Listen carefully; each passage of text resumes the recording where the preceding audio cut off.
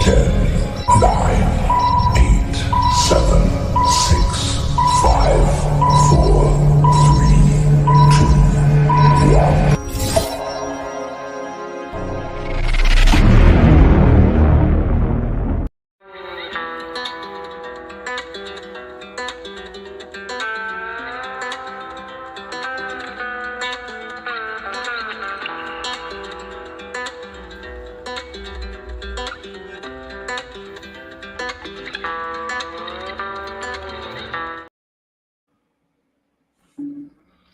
Long nights, long days, and pleasant nights. Welcome back to a walk along the beams, where we're going to discuss Stephen King and Peter Straub's The Talisman.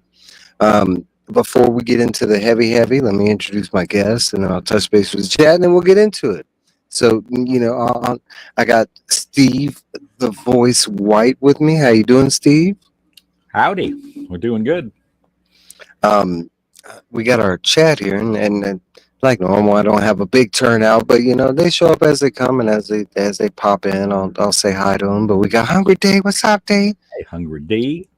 Got me, and we got Steve so far. And like I said, as they pop in, I'll say hi. All right, so let's get into it. So we are on another episode of A Walk Along the Beam, and we are talking about a heavy Dark Tower related book. Not so much in the beginning, but as the story progresses, it gets there. Oh, yeah. So I got a little bio on this. So Stephen King and Peter Straub wrote this back in 1984. It was during a time that Stephen King had moved his family to London in 1977 due to some of his success. It's really a 6-month period. I don't know if it was supposed to be longer and it was just cut short, but he met Peter and Sarah Straub and started crafting the novel at that time. Back in the U.S., because he was only there for that 6-month period of time, they both wrote the novel back and forth through phone calls and fax machines. Yes, you heard that right, fax machines. For those of you that don't know what a fax machine is, it kind of predates. Yeah, it's basically like a text, but we used like landline phones and computers, and it basically sent kind of like emails or something like that. So it come out on a printer. As yeah, far as that like noise. yeah, it did. You talk about they were not silent at all. They were very loud. That's right, Phil. What's up, Phil? Just the facts, baby. Thanks for stopping by. There's not a lot of background information, so there's a lot of questions that come up because this is a dual written book. It's not a traditional, just straight Stephen King book.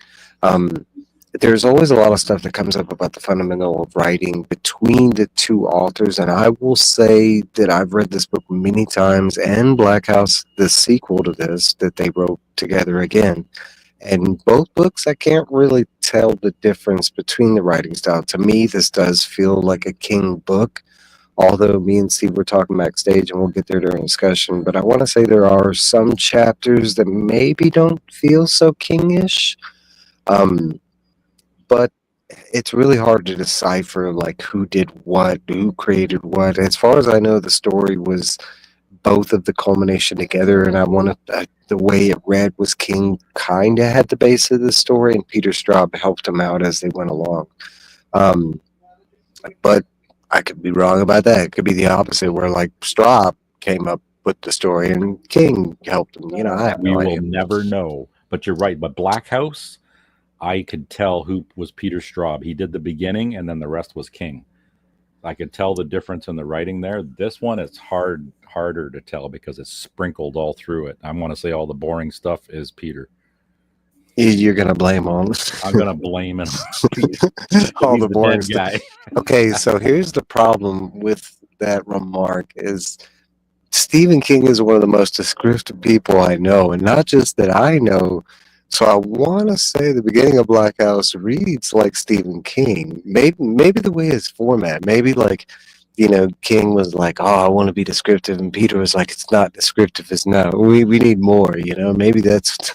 It could be because I know Stephen King's descriptive. Now, if you read, what was the alien one? That was the one he ran on freaking forever in that one.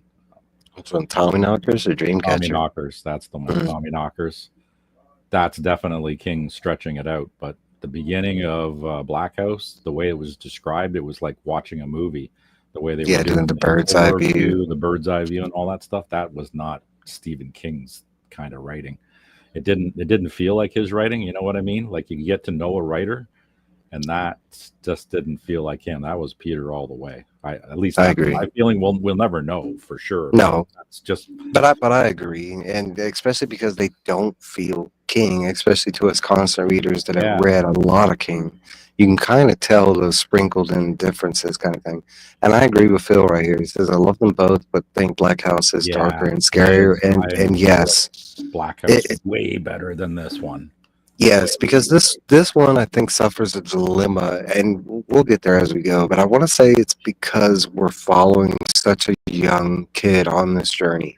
You know, depending on what age you pick up this book, I could imagine this could be hard for anybody to follow or get behind because you're following such a young kid It's like on the this Goonies, quest. right? It's like Yeah, the it is. Goonies. It's the Goonies, but just with one of them.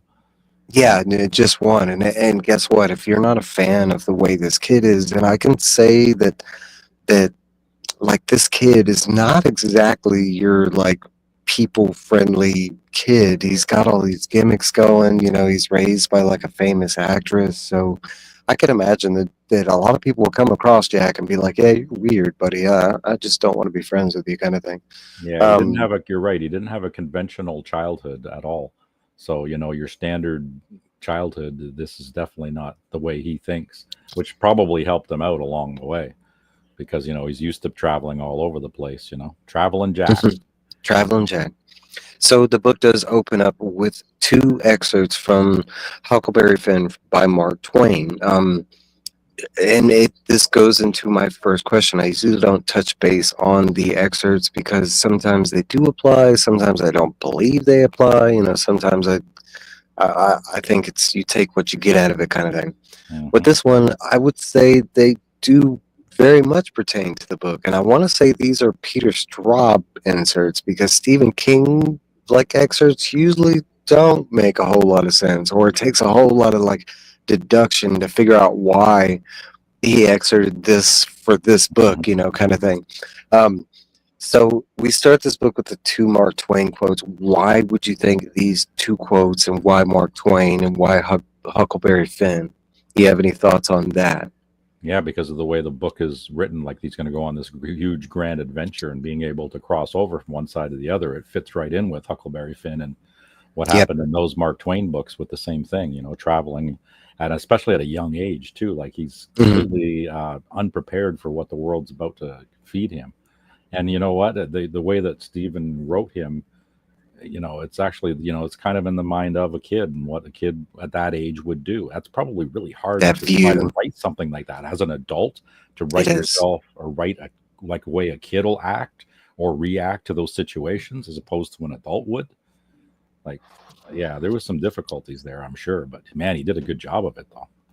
And you're 100% right because I want to say since we get the two quotes, you know, from Huckleberry Finn, I want to say the first one is because it's an adventure style quest book where we're following a young lad on his journey through America. It's, very similar to Huckleberry Finn.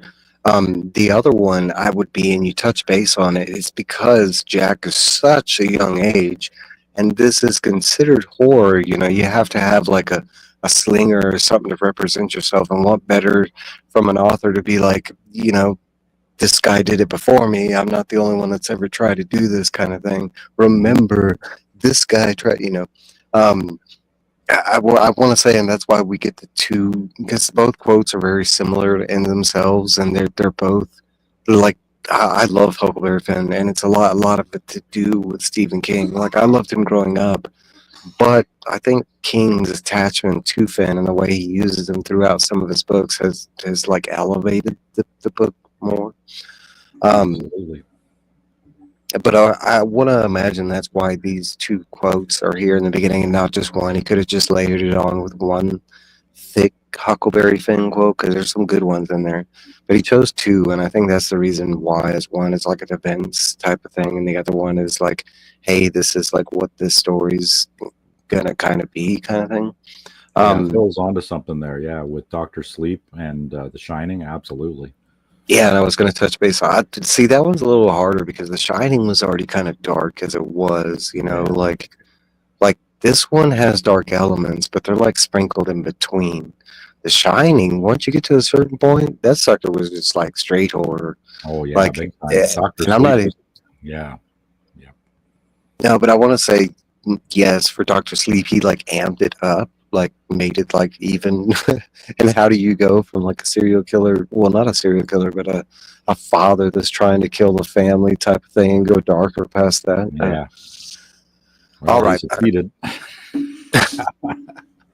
We'll get to that. We'll get to them one day too, maybe, because Yes. they're good books too. You know. And they are Dark Tower related, very Yes, much they so. absolutely are. All right, so let's get into it past the excerpts. Part one, chapter one in this book is set up in parts. So, part one, chapter one, the Alhambra Inn and Gardens. September 15th, 1981, we meet Jack Sawyer, 12 years old, looking out at the ocean in New Hampshire. Standing at a pier of an amusement park, to the right of the park is where Jack and his mother live currently, the Alhambra Inn and Gardens. We hear Jack makes a friend named Speedy Parker. Jack's mother, Lily Caravan Sawyer, is on the run avoiding phone calls and an Uncle Morgan. Her deceased husband, a business partner of Morgan Sloat. Lily is coming back to the Alhambra Inn due to her late husband, Phil Sawyer, taking her here previously after winning an Oscar for a movie called Blades. For context, especially this chapter, it jumps around a bunch. It starts in present day, and then it kind of floats as she reflects, and then it kind of goes forward. He does this quite a bit in the book, but this is not un-Stephen King-like. This is actually very much Stephen King-like, where he starts off somewhere, kind of goes forward, jumps back. But he does that quite a bit, so bear with me in my cliff notes. Yeah, he likes to bounce around. He does. And what's up, Kenneth Bird? Thanks for stopping by. So we hear of an Uncle Tommy that passed away recently. He was killed in he can't read my writing, and it was an accident. I think it run accident. We learn about Jack's older friend, Speedy Parker, run over by a car or a van or a truck. It was a van or something. Yes, ran him over. The low men. Before their time, huh? But Before maybe. Well, because we get there in the yeah. All right, so we get with Jack's friend, Speedy Parker, that works as a handyman at the amusement park, Lester Speedy Parker. Once a semi-famous musician, a jazz musician, now a handyman, Jack spends his days shadowing Speedy, helping in his handyman jobs. We hear about Richard Sloat, Jack's cousin. Jack thinks that things are moving in a certain direction, fate, destiny, and he feels like he's being pushed or moved, but he doesn't know by what. And that's pretty much the first the first chapter. It's pretty much just a breakdown of introducing you to the main characters. We get to meet Lily, we get to meet, Jack. Not only that, but we get to meet Speedy, which turns out to be a way bigger character than he seems in the very beginning, because he comes off as like a just random side character. Especially who his twinner is. But that's pretty much the first chapter, and I really have a whole lot of questions from that one, but I will move on to the second one unless you have anything you want to throw in on the first chapter. Oh, that's what it is. It's in a nutshell. It's bringing you into the characters, because I started off reading them backwards. I started with Black House first, and then I read this one. So then I got the origin story of Jack essentially from this. It's very interesting. I don't even know how that would read, but but you know what? It read okay because, the way they described everything, because he's so descriptive. Black House, I totally got the character, and I didn't need the prequel. And then I with the was trying time to jump and everything, so since it's so far away, I think it works like that where you could read, you can that's read them interesting. independently. It's fine. So if you read them backwards, it doesn't matter. Hey, Christina. Hey, Christina, thanks for stopping by. Um, all right, so let's get into it. Chapter 2, the funnel opens. Jack wakes up from having a nightmare.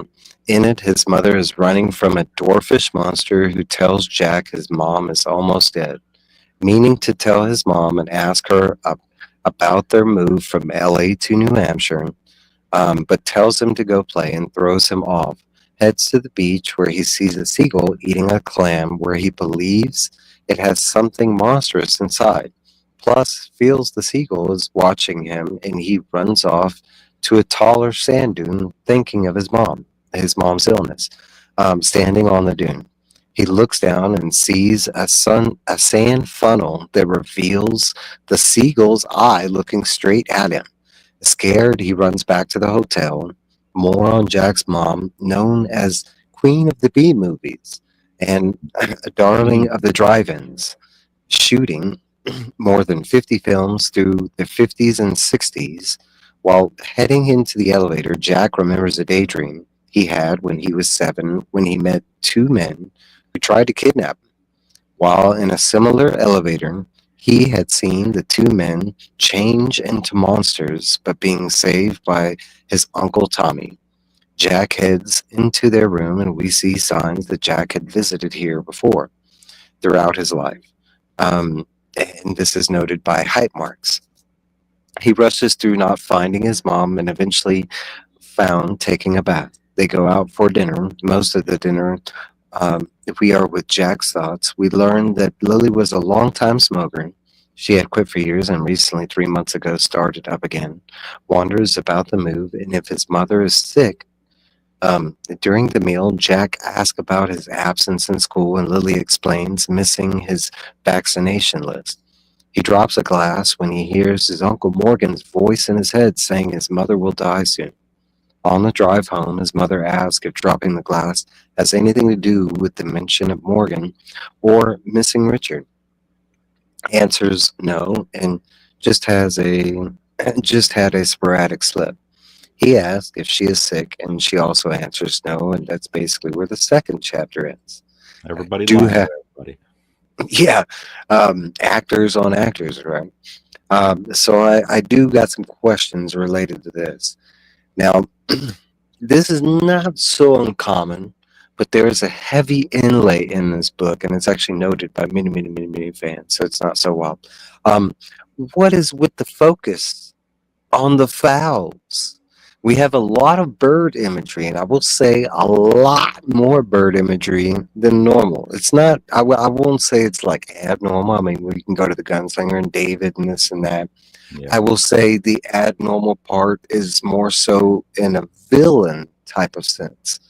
Usually, when we have birds and king stories, they're left at a like preordained part where they could be good, they could be evil, they're kind of in the middle, or they're straight good. Yeah. These, on the other hand, are kind of straight up evil. What are your thoughts on the focus of the seagulls and the fowls? Well, the beginning of this chapter, it took me back to, well, the book that I thought of immediately was Insomnia. There was like heavy insomnia references with the dwarf and all that, the little creatures talking about the death and everything. Did you catch that Yep. part with them? Yep. Yep. I will say I will agree with you, and especially because like a mix of the two, I want to say they both remind me of Insomnia, like the way he wrote both Black House and Insomnia. They almost kind of like mirror each other in a way, I could say, minus the whole quest thing. They kind of do. I'd say, yeah. So what do you think about these birds? I want to I don't really say. have anything to say about them. So I want to say we do know, spoiler, and we're going to do, I mean, since we're discussing this book, we're going to spoil everything that's Yep. within this book. We won't be getting into Black House, try not to, but okay, so we do know that Morgan of a Riz, and we haven't gotten there yet, but he does use certain types of magics. And for some reason, he's and this is just deciphering, but some reason he has an easy access to birds. Um, I also want to like put in that this feels Straub to me, like using the bird as a like evil gimmick kind of thing. And it's not. I keep saying it's not out of the realm because I can think of like the Dark Half or the Bird, but they were more Or like a what good about guy. Martin? Transforming himself into like a crow. That's what I was thinking. But even then, he never uses it in like a bad sense. He just transforms and fly. Hey, I don't know. Well, in Shimi's But tale, he was kind of that way there when he kidnapped Shimi, right? He was in his bird form for that.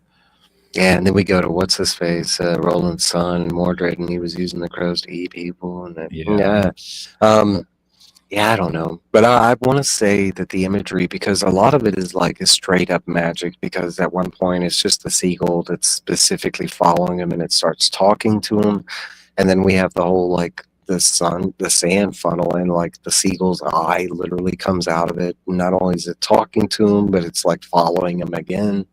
I want to believe that this is all like Morgan. I mean, we do see evidence later on in the book of Morgan doing this exact same thing, but different methods. It yeah. That moves eye like seemed to remind me of the Crimson King kind of deal. That's what I thought that. of right away with the eye, right, and the thing That talking like too. that. Yeah. So that could very well be another aspect of that. I want to say that, like, and we do know because of the second book that a lot of these characters are working or, teamed up with the king himself. So it's not out of the reach that Morgan was using some Crimson King magic type stuff. Especially with the eye imagery, the birds, Sahin's usually working for Crimson King kind of thing, and we don't Right. see that we kind of do and we kind of don't. We'll get there. We'll talk about it when we get there, but you could say there's Tahine here, maybe. I don't know. Um, Hold on one second. Yeah. Okay. My next question, because that could be like, up for debate on what like the birds actually represent. I was kind of looking for stuff in folklore to see but usually birds are in most folklore are used in like noble senses or good things. They weren't Yeah. used in like, Yeah. It's usually like foreboding of some kind of something was what's up, coming. Trev? Trev, Yeah, Tat brother. like they either represented like knowledge, importance of like circumstance, like, Yeah, but like a nothing really delivery of like. a message, right? Because they were used as messenger deliverers, right? With the Mhm. carrier pigeons and that, and then talking about the stork bringing you a child, like it was always the delivery of some type, some kind of E- news. Even like a murder of crow, even though it sounds like a bad thing, and we kind of nowadays assume it to be a bad thing. Like back then, it was known as a good thing if you saw like a murder of crows because it meant something was active in nature in that area where you saw the crows. Um, I'm walking through that traveled with the was the raven raven. or crow. That I don't remember. I remember them using the imagery of like a bird on the book and the movie and stuff like that, but I don't remember if. Yeah, But the I movie. I will. remember the birds in that one. Yeah, And I will say that okay, for the stand, like when you look at the original like cover to the book, it's the two guys fighting, and one the devil guy that's fighting the good guy, he is wearing like a crow type of like mask or whatever. Um, so I want to say maybe in King symbolism, I thought of the bird as an angel of yeah, Randall Flag. Yeah, crow and king. I Yeah, could see that. And yeah, actually, I admit, okay, so I want to. There is evidence, and with Randall Flagg, and when we get there, I will touch base on it because there's direct references to him specifically, and not just in name references, but some other things that we'll get to. Um, all right. Okay, so you had touched based on something right at the end of this chapter, and that's my next question. Why does both Lily and Jack, even though they love each other so much, why do they lie to each other so much? Um, we're talking about in the first two opening chapters, we both know that they lie to each other a lot. Like not Mhm. just one or two times. It comes as far as I could count, and not like on a metaphorical thing, but like 6 times back and forth they do lie to each other, and they're supposed to like heavy rely on each other. They do care about each other. They talk to each other a lot. They're good friends with each other. So why the need for the lies? Because that's an uncomfortable thing when you're talking about illnesses and those kind of things. Like there's another intimacy level, and people will avoid that like the plague. It's like watching two people visibly making, they're kissing or whatever, public things of affection. What do people do? They look away. They're embarrassed to be there. They're embarrassed to be around that. And these two are having the same kind of thing going on in their relationship, where these questions just don't want to be asked, or they don't want to be talked about, right? Would you say that's reflective back towards Jack? Because that applies to the mom, but what about Jack and Jack Well, he's learning? young, he's Because 12. He doesn't know how to deal with these complex emotions because he's just a kid right now. So I mean, it's it could be a baby boomer thing, because I had parents very much like that. We were a tight family, but we didn't say I love you to each other. It was that was one of those things that we just never said. And I feel that it's somewhere along that same line. That's why they're lying to each other. It's just they don't want to discuss the those truth of the matter. unpleasant topics, especially with cancer or something. Something's wrong with her. She doesn't want to admit it to herself, let alone him. So she's lying. Basically, they're lying to themselves. Even though they're lying to each other, they're actually lying to themselves first and foremost. And if they can't come to grips with it themselves, how the hell are they supposed to talk to each other about it when they want Agreed. to avoid it, right? So what about the move and those lies? What about the covering up? Well, maybe not covering up, but hiding the fact about Morgan, the possibility of the death, behind the father. What do you think about those?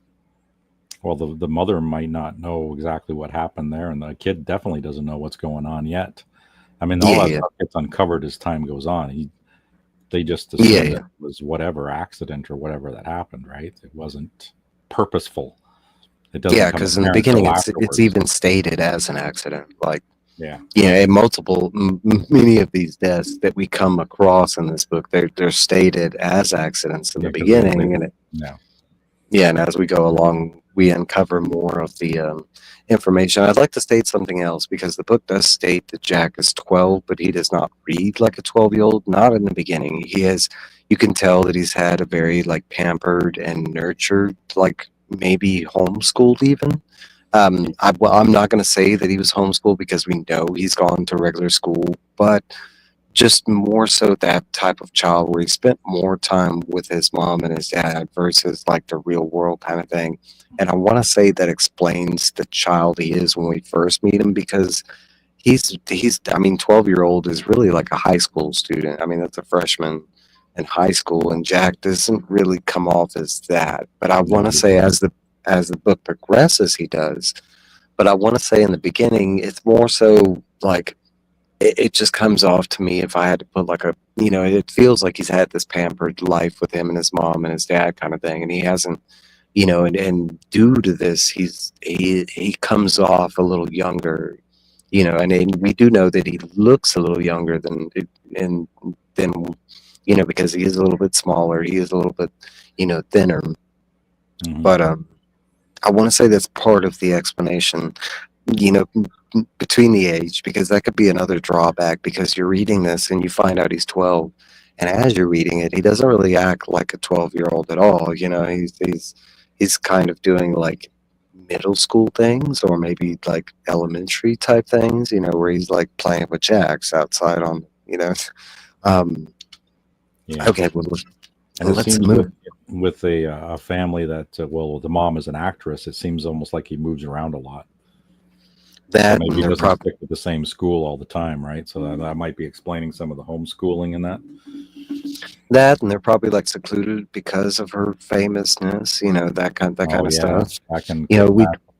we do know that the reason that the father had chosen the Alhambra Inn was because it was like during this time it's off season and no one is around, so it gives Lily a chance to be herself out in public because there is no public kind of thing. And this happens to line up with that exact time with there no one being here because it's some kind of off season or something like that. Um, I do Yeah. like that about this book that like for the foremost questions that you can come up with, if you read within the lines, they do give you the answers if you look there, kind of thing. They do, Because don't they? Yeah. yeah, because that's a big question a lot of new readers have of the story is like, how is he able to do all this stuff and no one's around? Like, I mean, he goes to restaurants, no one's there. I mean, he's at a beach with an amusement park, no one's there. I mean, Yeah. besides Speedy. But I mean, that's the real answer is because this is like a hotel resort type of situation, and it's just during the off season, during a winter type of situation, and it's known to be a summer location kind of thing. Um, all right. So let's move along because I got a big one here. Chapter 3, Speedy Parker. And this is where the book starts really getting good.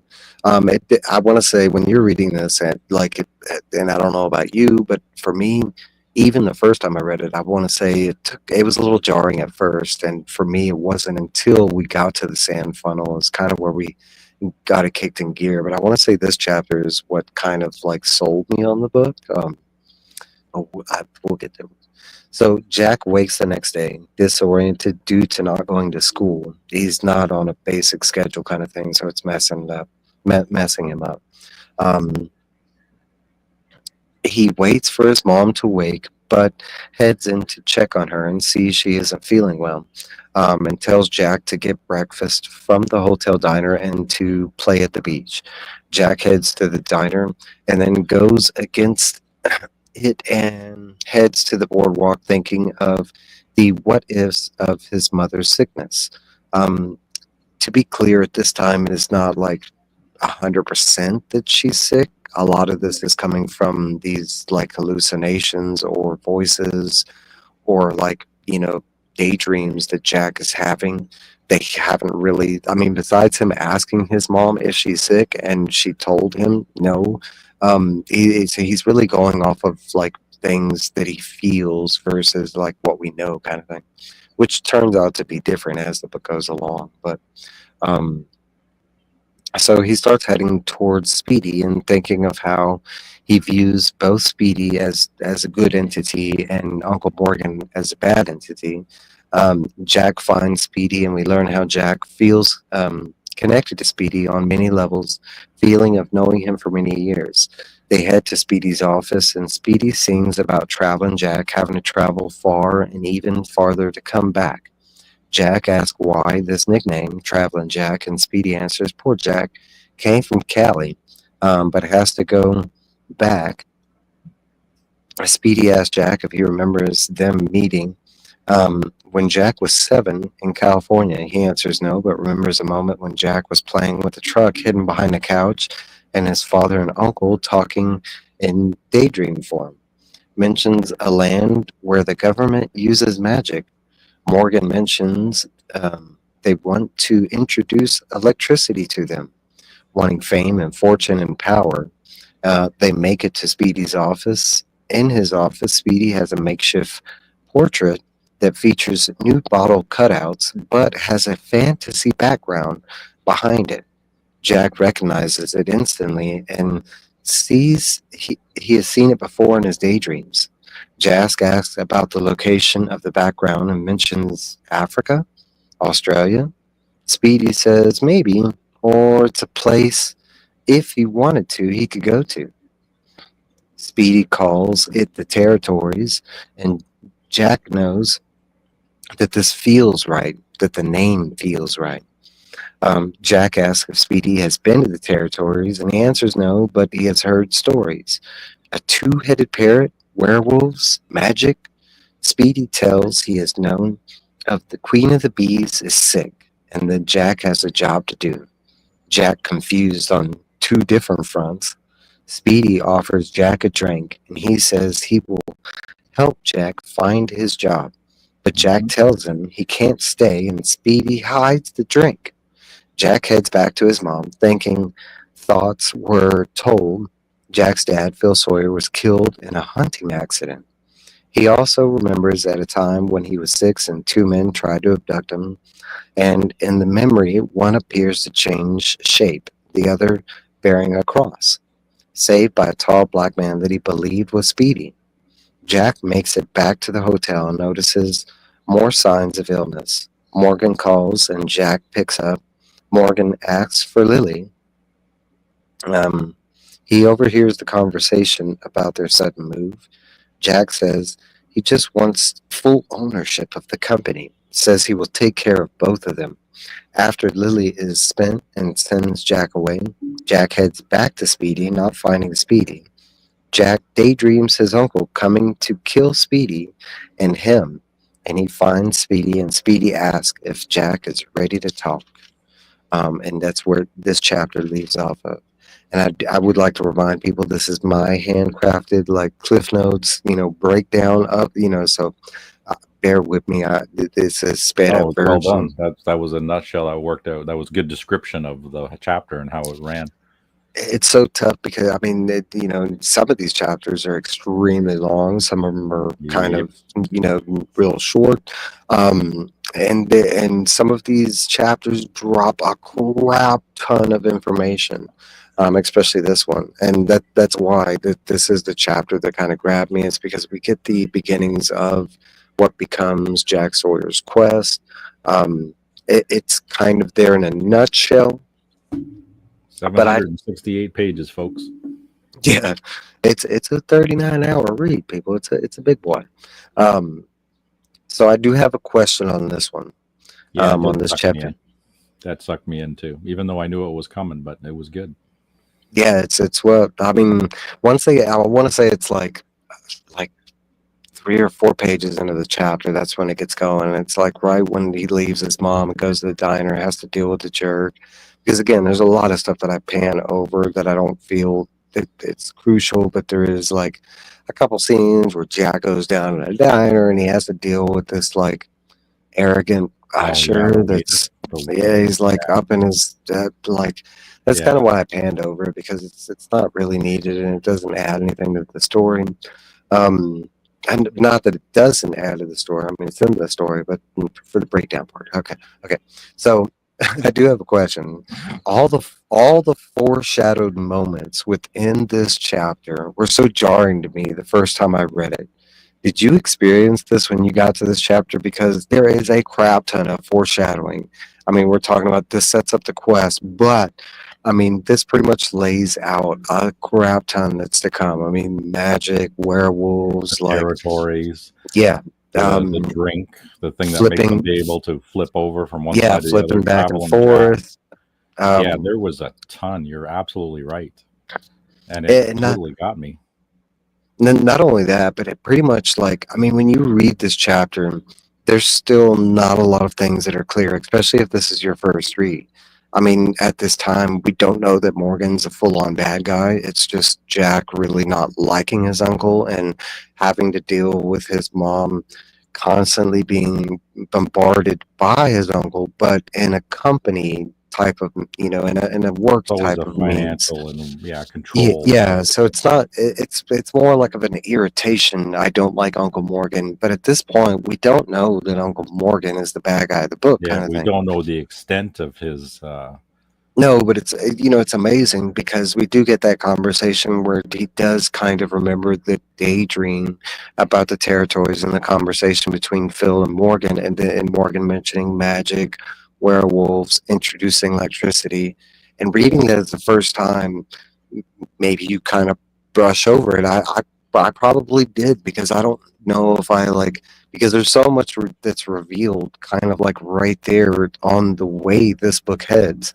And I don't know if I really grasped all that was just laid out like right there for me, especially in a spoiler type of way.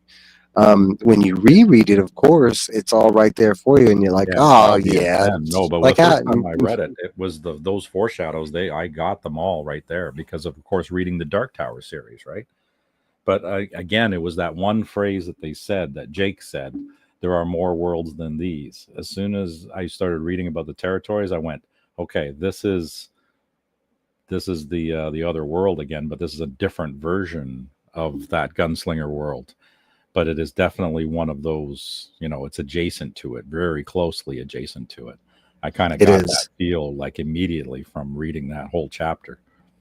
Yeah, I think for me too, because I want to say this, I read this book around the Wasteland times. I can't remember if I had already read the Wastelands or if it was after that, but it was somewhere in there. So I wasn't that far into the Dark Tower journey, but enough to know that there were different worlds and stuff like that.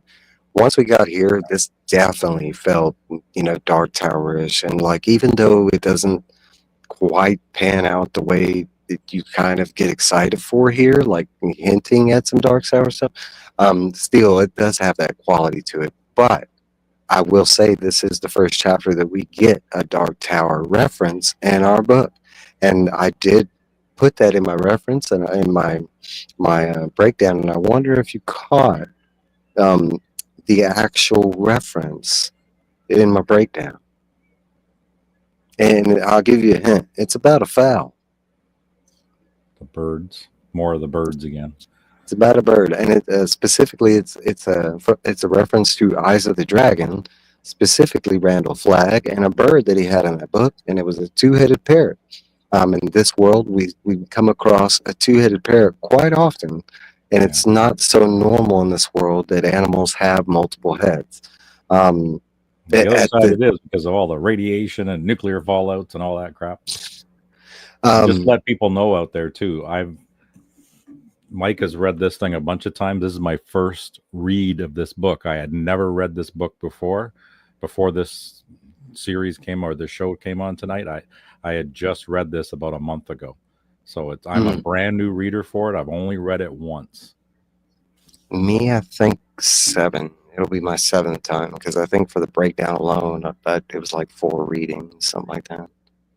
But I felt like I'd read it a bunch of times after I got in because I quit this book several times last month when I was reading it, because when it got into, well, we'll talk about it in the middle part there, I just, I had enough. I had to step away from it. And I went back to my Dungeons and Dragons books for a little while. And then I came back to this one again and I went, okay, I gotta dig in and read this thing. But it got better. It does, and for me, I will totally admit that both of these books, The Talisman and Black House, have very, very slow starts. I read this at an early age, so I want to say I was at the prime age to read this because it is kind of known as one of his younger adult, kind of books. Even though I don't think this is a young adult read at all. It does weave in and out of some very dark places, but I want to say when I read this, I was very young. I was maybe 17, 18, something like that. So I want to say it just fit me for this time. Now, rereading this as a very grown adult, it was hard to make it through these first couple of chapters. And I know it wasn't because I knew the story, because there's a lot that you kind of like forget and pass over that's not super important to the main story. So I didn't remember exactly like per detail. It's just a very slow beginning on like just following Jack, and just the way Jack is in the beginning. He's not a normal kid, you know what I'm saying? And even then, I don't know if following a normal kid would be all that much fun. Just following a kid on his day-to-day routine, kind of Just thing. the dumb things that they do. Yeah, kind of thing. All right, so we're going to move on. Chapter 4, Jack Goes Over. Jack opens up to Speedy. Jack, believing his mother came to New Hampshire to die, and Speedy tells Jack he needs to save her and another, the Queen Bee. Lorena, and I might be saying this wrong, Lorena de Luision? I'll let you try and say that one, but it's something like that. It's like Lorena de Luision. The name of the queen? The queen in the territories, and it sounds French to me. It might not be, but it has like a French sound to it. Now it does mirror his mother's name in a way, like that they have the same. They do. They're similar names.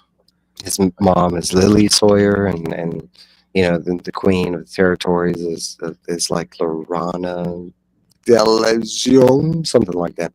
Okay, but she is known as the Queen of the Territories, also Queen B, just like his mom, Queen of the B-rated movies. What's up, Callie? Thanks for stopping by. Um, Jack follows Speedy through his day, making repairs on a carousel, eventually stopping and having a conversation in the sun. Speedy tells Jack a little about the territories, says his mom doesn't know about it, but his father and uncle did. His father going over to the territories to learn and to study, and Morgan went for greed and power. Speedy notes if Morgan is coming that they have very little time, explains the twinners. Now, I'm going to break off for a second because this might be in parallel to what some people know, but maybe not. Okay, so an explanation on the twinners is this is another world, the territories, that is adjacent to Earth.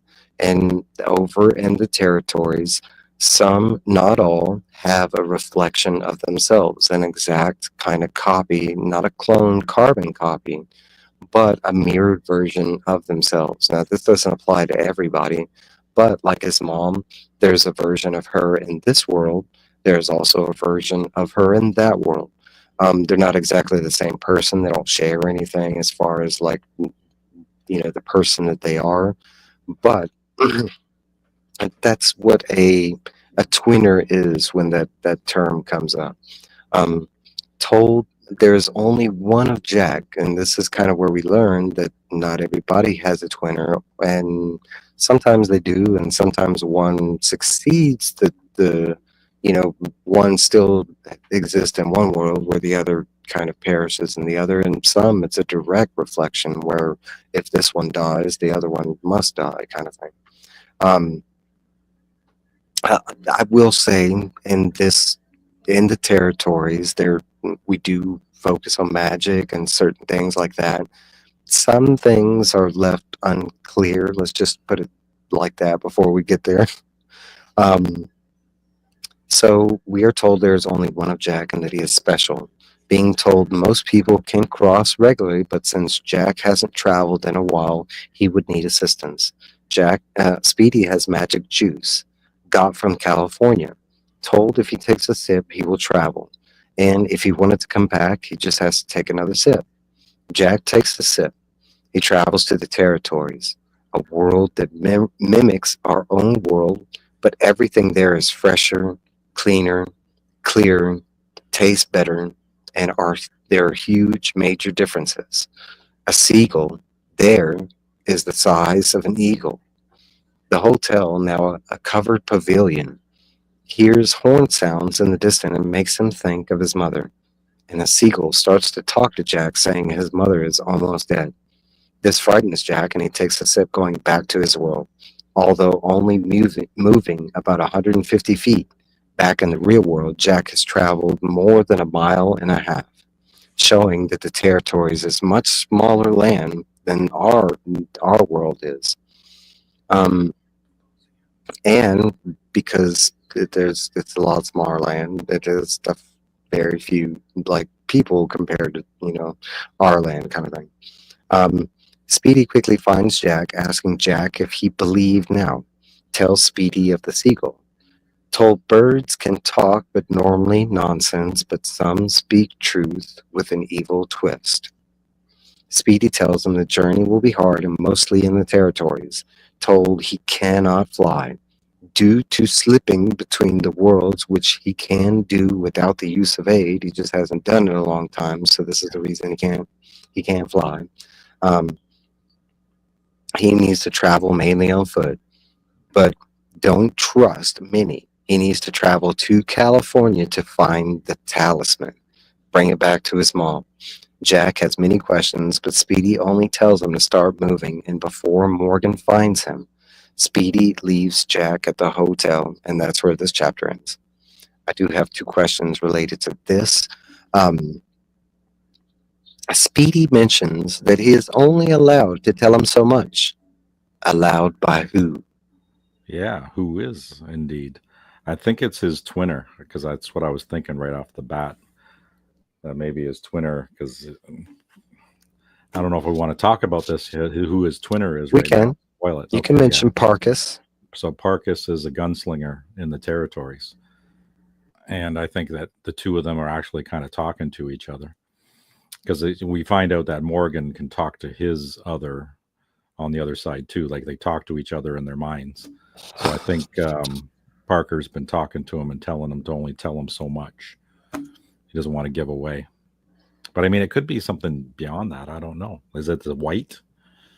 I was thinking that a lot, because there is a lot of Ka relatedness. There is a lot of white relatedness, even though it's never directly referenced because Stephen King hadn't at this time still kind of coined that term.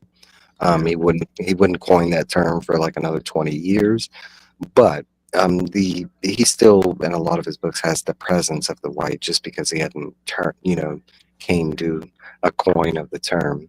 But I want to say there was a thought that always comes up, even when, like, I know this story and I know the set, Blackouts. And I know 'em like the back of my hand, kind of thing. I still don't have a definite answer on why they weren't allowed to tell Jack so much. I want to say it was more of a thought because they didn't want to scare him. They didn't want to like relay so much information where he didn't want to do the journey, kind of thing. Yeah, Because or it's like they're precogs, and if they gave him away the information, things would change differently. It's like with Stephen Strange in Endgame. If he told Tony Stark about what was going to happen, it wouldn't happen. So maybe it's somewhere along those lines that if he didn't, like they could only reveal so much at a time. So that's what it seems like to me. It's like this story has already rewritten itself, and they already knew the outcome, but they had to make sure that the narrative just went along the right way. Otherwise, it would come out differently.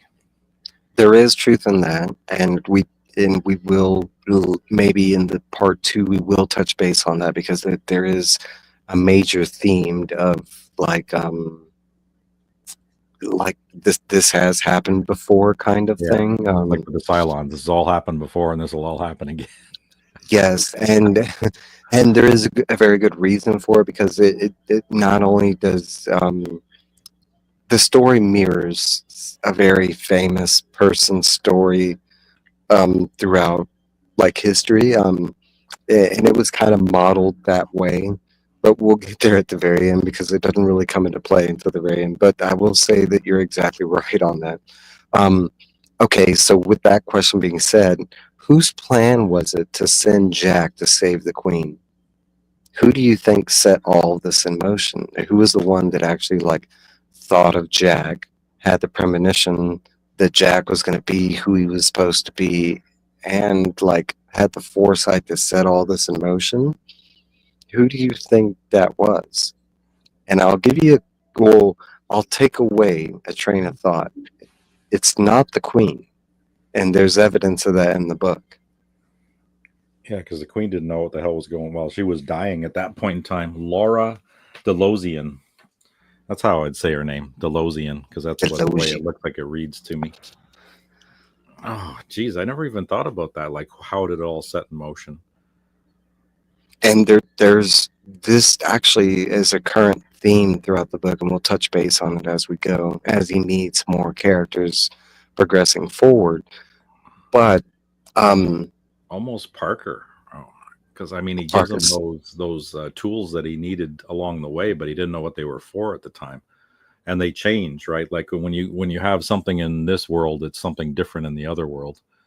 I think the two items that he gave him, the one was like a coin or something, and it turns into something else in our world, and then on the other side, it becomes something more magical. And how would he know to give him those two items, and that were going to help him at the end when we get to the end of the book, and when they actually get to that hotel, and that it's spoiling, but so my guess is Parker kind of he might he's the precog. I don't know. What are your thoughts on that one? I want to give you a couple. Okay, so I could go Parkus because Parkus is the easiest. We do know the gunslinger and this and that. You could also go on another route that a pre-gunslinger, like maybe Tim, one that we haven't really seen, that we know predates Roland, could have set this in motion. Those could be two thoughts that for some reason the white moved this in motion and this needed to be done. We do know that the territories needed to be saved, and for good reason that comes apart in the second Yeah, book. at the end. Yeah, yeah. Mhm. So, but we do know it's another world that's got on. It's a It's part of, connected, but it's a separate world from the one we yeah, know from Midworld. from This is Mid. not, yeah, this is not Yeah, Midworld, and technically it's referenced in the Dark Tower books. This is a physical, this a whole another world. Um, so my third toss out there, and this is far and few, but I want to present some of the clues in the beginning, but I want to throw out Randall Flagg. really, Yes. of all people. Now go back to the gunslinger and who starts that whole spin, and it's Randall in a nutshell. Well, it's Walter, but Yeah, Randall in a different nutshell that persona. starts And that whole cat and mouse thing with Roland chasing through the desert. and we debated So whether they're twinners or they're the same person that's across from. They could be and twins, right? and not only that, but who finds Jack before anybody else in this book? And you've kind of like relayed something that I've been thinking all along, but we have the seagull that finds Jack first with the eye. And not only that, but gives him his first clues about the quest. It's the first time when Jack even thinks that his mom is sick. He Right. gets it from the seagull. He also finds that he needs to head west. He doesn't know why, but that also comes from the seagull. Like most of the main messages of the quest, like are hidden, and Jack doesn't get them, but they do come from that original seagull in the very beginning of those first couple chapters. Yeah, Now and that you goes could, back way to the birds again, with the birds delivering messages, right? Like we've talked about. So it seems like he's using that whole thing, that whole premise in this book too, with the birds delivering a message. so That's I how want to your say quest starts. So I want to say in this theory, it's another ideal where it's the bad guy trying to repel things to prevent the good side winning, but it just happens to propel the good side to win, kind of thing. It backfires, Because or maybe yeah, it doesn't. I don't know. because it was their idea of the Dark Tower series was to control Roland this way and that way. They thought they can control the way things turned out, and it just didn't work out that way. I want to say if you took out the Speedy's involvement and Parker's involvement, like everything has an ominous like get go from the beginning. All his messages come from like bad like signs. So I'm in the realm to say that like if I had to put like who put these in motion, I would have to say like maybe Randall or some form of Randall, and not necessarily Morgan. I'd say somebody a little higher than Morgan. Yeah, Um, that's kind of whispering in Morgan's ear, because we kind of get that too, right? That Morgan is not necessarily driving himself. It's other little whispers talking to him. And who did that? Was that Randall mhm, throwing that in his head? mhm. We get little hints of that, right? We Because do. because he even talks about, that it doesn't seem like this is his idea.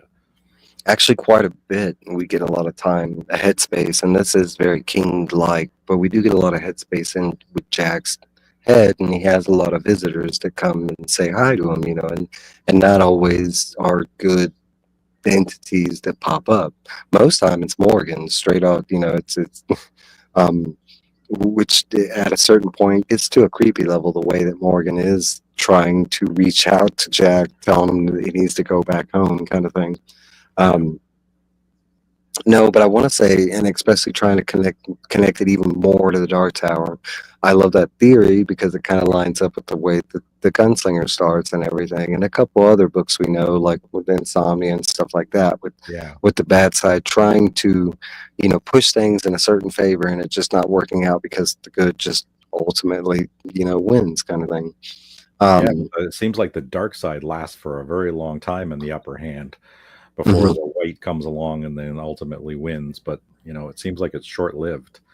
It's like even Gieland seemed to be Yeah. short lived, but the dark Yep. side of it seemed to last forever, like the destruction and all that.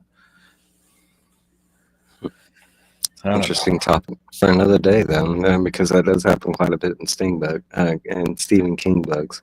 All right, so let's move along. So, chapter 5, Jack and Lily. Convinced Jack has to go on the journey, but how to convince his mother? Making it back to the room, his mother is gone. Spends some time searching for her. Checks with the front doorman, the guy I was talking about that was a jerk. Yeah. And this is kind of one of the first really dark places we get because the like door usher is extremely racist to the point where he has an issue with Jack because Jack is talking to Speedy being a black man, and this is like reflected back in his service kind of stuff. That's kind of why this is brushed over. But yeah, that's one of the first times we touch base in a dark place in the book. Um, Searching for her, checks with the front door clerk, told maybe she went to the garden, but no mom there in the garden. Finding his mom at a tea shop, has a double vision take of his mother. Also, his mom calls him Traveling Jack, says his father called him that, and that's why she comes up with the name. Jack tells his mom that he has to leave. Conversation ensues back and forth. Jack tells his mother that he never knew where his father had gone during business trips. Ask if she ever noticed odd things related to his travels, and she answers no. Jack explains, if allowed, it, he could go there and save her life, even though she says it is not in danger. She asks questions, but due to Twinner already knowing of the journey, her Twinner, um, she also starts to acknowledge it does feel right. A little pissed, his mother gives him his blessings and tells him to travel. Hey, Jack Nam. realizes, hey, Naaman. Jack realizes that his mother must have unknowing info about the territories to allow him to take this journey in the first place. Jack packs lightly, mainly clothes, leaving a short message and heads out. Runs into Speedy. Speedy gives Jack a road atlas, tells him that there are no roads and maps over there and to stick to the atlas for directions. Giving an ivory guitar pick and told to give this to a captain of the guard in the territories. The captain would take Jack to the Queen, af- eventually to head west, told to watch out after Sloat's twinner. Speedy tells him he will help when he can. Jack flips and goes to the territories, and that's where this one leaves off. Um, I do have a question for you right here, though, and we're going to touch base on the atlases. Um, And now, for those of y'all that don't know what an atlas is, most of my viewers are around my age, so yeah, but the atlases don't really exist anymore. But we used to use these paper-bound books called atlases to find directions in your country, kind of Oh, like a road map. maps. Yeah, maps. It's a road map. You used to get them at gas stations, but then the atlases was a thicker book. They usually hmm have the entire country laid out with all the major roads. hmm Um, but you know, they've kind of just gone out, due to phones and GPS units and stuff like that. So, if you don't know what an atlas, that's what an atlas is. It basically, shows you street roads and maps and stuff like that. Um, okay, so the atlas idea, straight up, how bad of an idea is that? We later learn Morgan has many ideas of how to profit and control the territories, i.e., the Good Farmers book, but no cartography, no maps. Um, and I want to relate something. We find out later on in the book what Morgan Sloat does for a living. He is a real estate guru. Okay, now I want to relay that. This guy had no knowledge of like cartography. He, like a real estate agent, went over to the territories, and you're trying to tell me that he didn't want to figure out how to get across the territories before like this mass power, like before bringing electricity. Yeah, but you got to remember when he crossed over, he became his twinner. Yeah, Yeah, that he is just true. had his mind, but he was actually the other guy on the other side. He Morgan was of never. Aris, yeah. I don't think did he cross over as himself? I think there was a couple instances, yeah, where he did. There were Yes, certain he does. doorways and Because stuff where he crossed over himself, but most of the time he flipped with his twinner, right? And yeah, he was inside his twinner's head, and his twinner knew everything about the territories and where all the locations were and how to get wherever. But yeah, that's that's right. weird that there's no maps. Yeah, I want to say. Alabama. Even on a kingdom sense, you're talking about I want to say every kingdom that we've come across had like at least some functional maps of how their society kind of like worked, this and that. I mean, Yeah, most even people. David had a maps of the midworld. The midworld had maps. Yeah, and you're talking about like most people that have been like marooned or shipwrecked on islands. It's usually one of the first things they do in their survival means is trying to map out the island that they're Yeah, on. at least get like compass directions and know which way is north and that kind of stuff. Yeah. But that's Um. funny. The territories seem to be anti-map. But it's funny how each one of these worlds is something different. Like the mid world had no paper, and it was like Well, gold. And then now you well, got the territories where they're against maps or something for whatever reason. okay, so here's another thing. Okay, we do find out that they do have like a pseudo Bible, and it's called the Good Farmer's Book, and we'll touch base on that in a little bit. But the almanac. okay, yeah, and almanacs also had like maps in it. Yeah, They the had farmer's farm almanac. routes, and they had dusting maps, and they Well, had it's the history book of agriculture. yeah. So I found that rather odd that that not only there are no maps of the territory, but like the fact that Speedy's trying to tell this young boy to use road atlases, to try and figure out where he is. I mean, like the book does it well, where he does use the atlas and he does figure out where he is. But like, could you imagine? Like closing your eyes, letting someone just pick you up, dropping you off somewhere unknown, and you trying to figure out where you are with just atlases, like it would be extremely tough. Like, I mean, especially because at first he thinks he's in one state, and then trying to figure out I mean, how long would it take you like to realize that you're not even looking in the right state, kind of thing? Yeah, you need a good direction sense, and you'd have to be on the ball. A compass would help too, right? Yeah. And the fact that he is like not a Boy Scout, I mean, Yeah, that's what I was there's just saying. He's not a Boy Scout, so he was never taught anything about reading maps and using a compass on the map to try and figure out where you are and to triangulate your location, which and you I can know do. it All you need sounds is good. you just need street addresses and stuff, and you just ask some people, and you can pretty much figure it out pretty quickly. I used to do that with my atlases when I used them. Yeah. As long as you give me a street intersection, I could figure out where I was. Oh, that sucks. Got lost in North Carolina about 6 times. Yeah, and that's why you have the old-fashioned map. Every time I used to go across to New Brunswick to see the relatives out there, that's what I used. I had the two atlases. I had one for Ontario, and then I had the one for Canada that would take me right across. And I had it all mapped out. Because my mom used to do that when I was a kid, when we used to go traveling all over the place. My mom too. She was the map keeper, and she'd sit there at nighttime, in the trailer with the freaking lights on, and she'd be mapping out what our next road trip is and where we were going.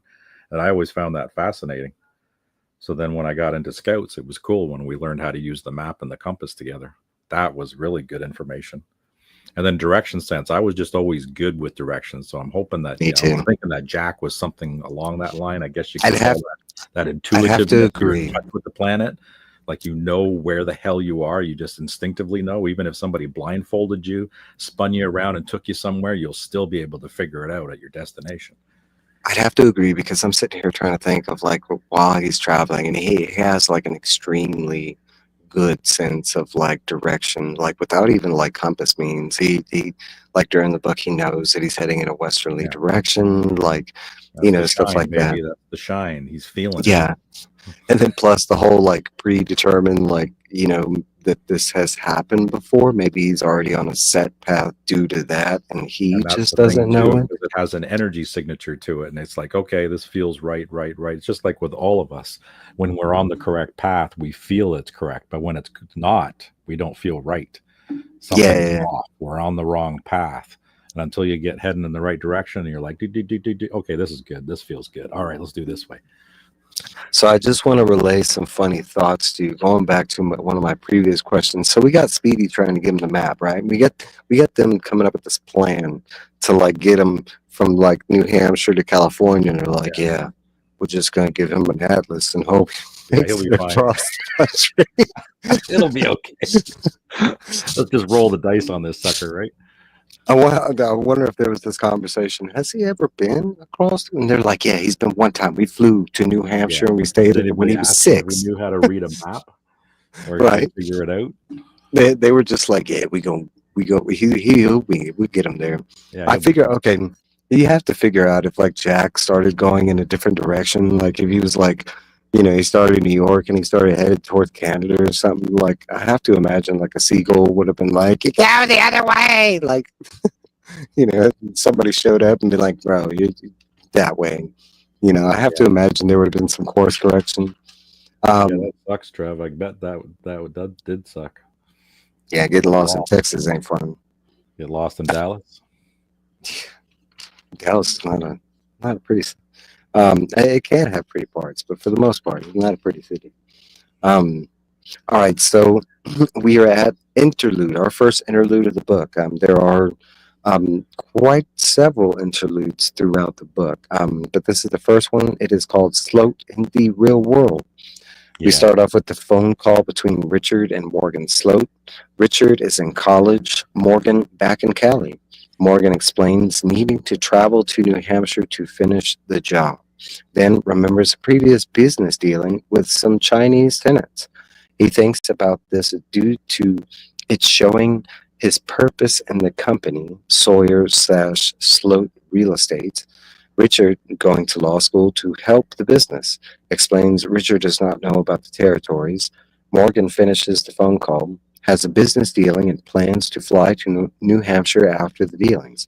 We learn Phil Sawyer and Morgan Sloat met in college, both originally going for theater majors, but both failing and changing to opening a talent agency.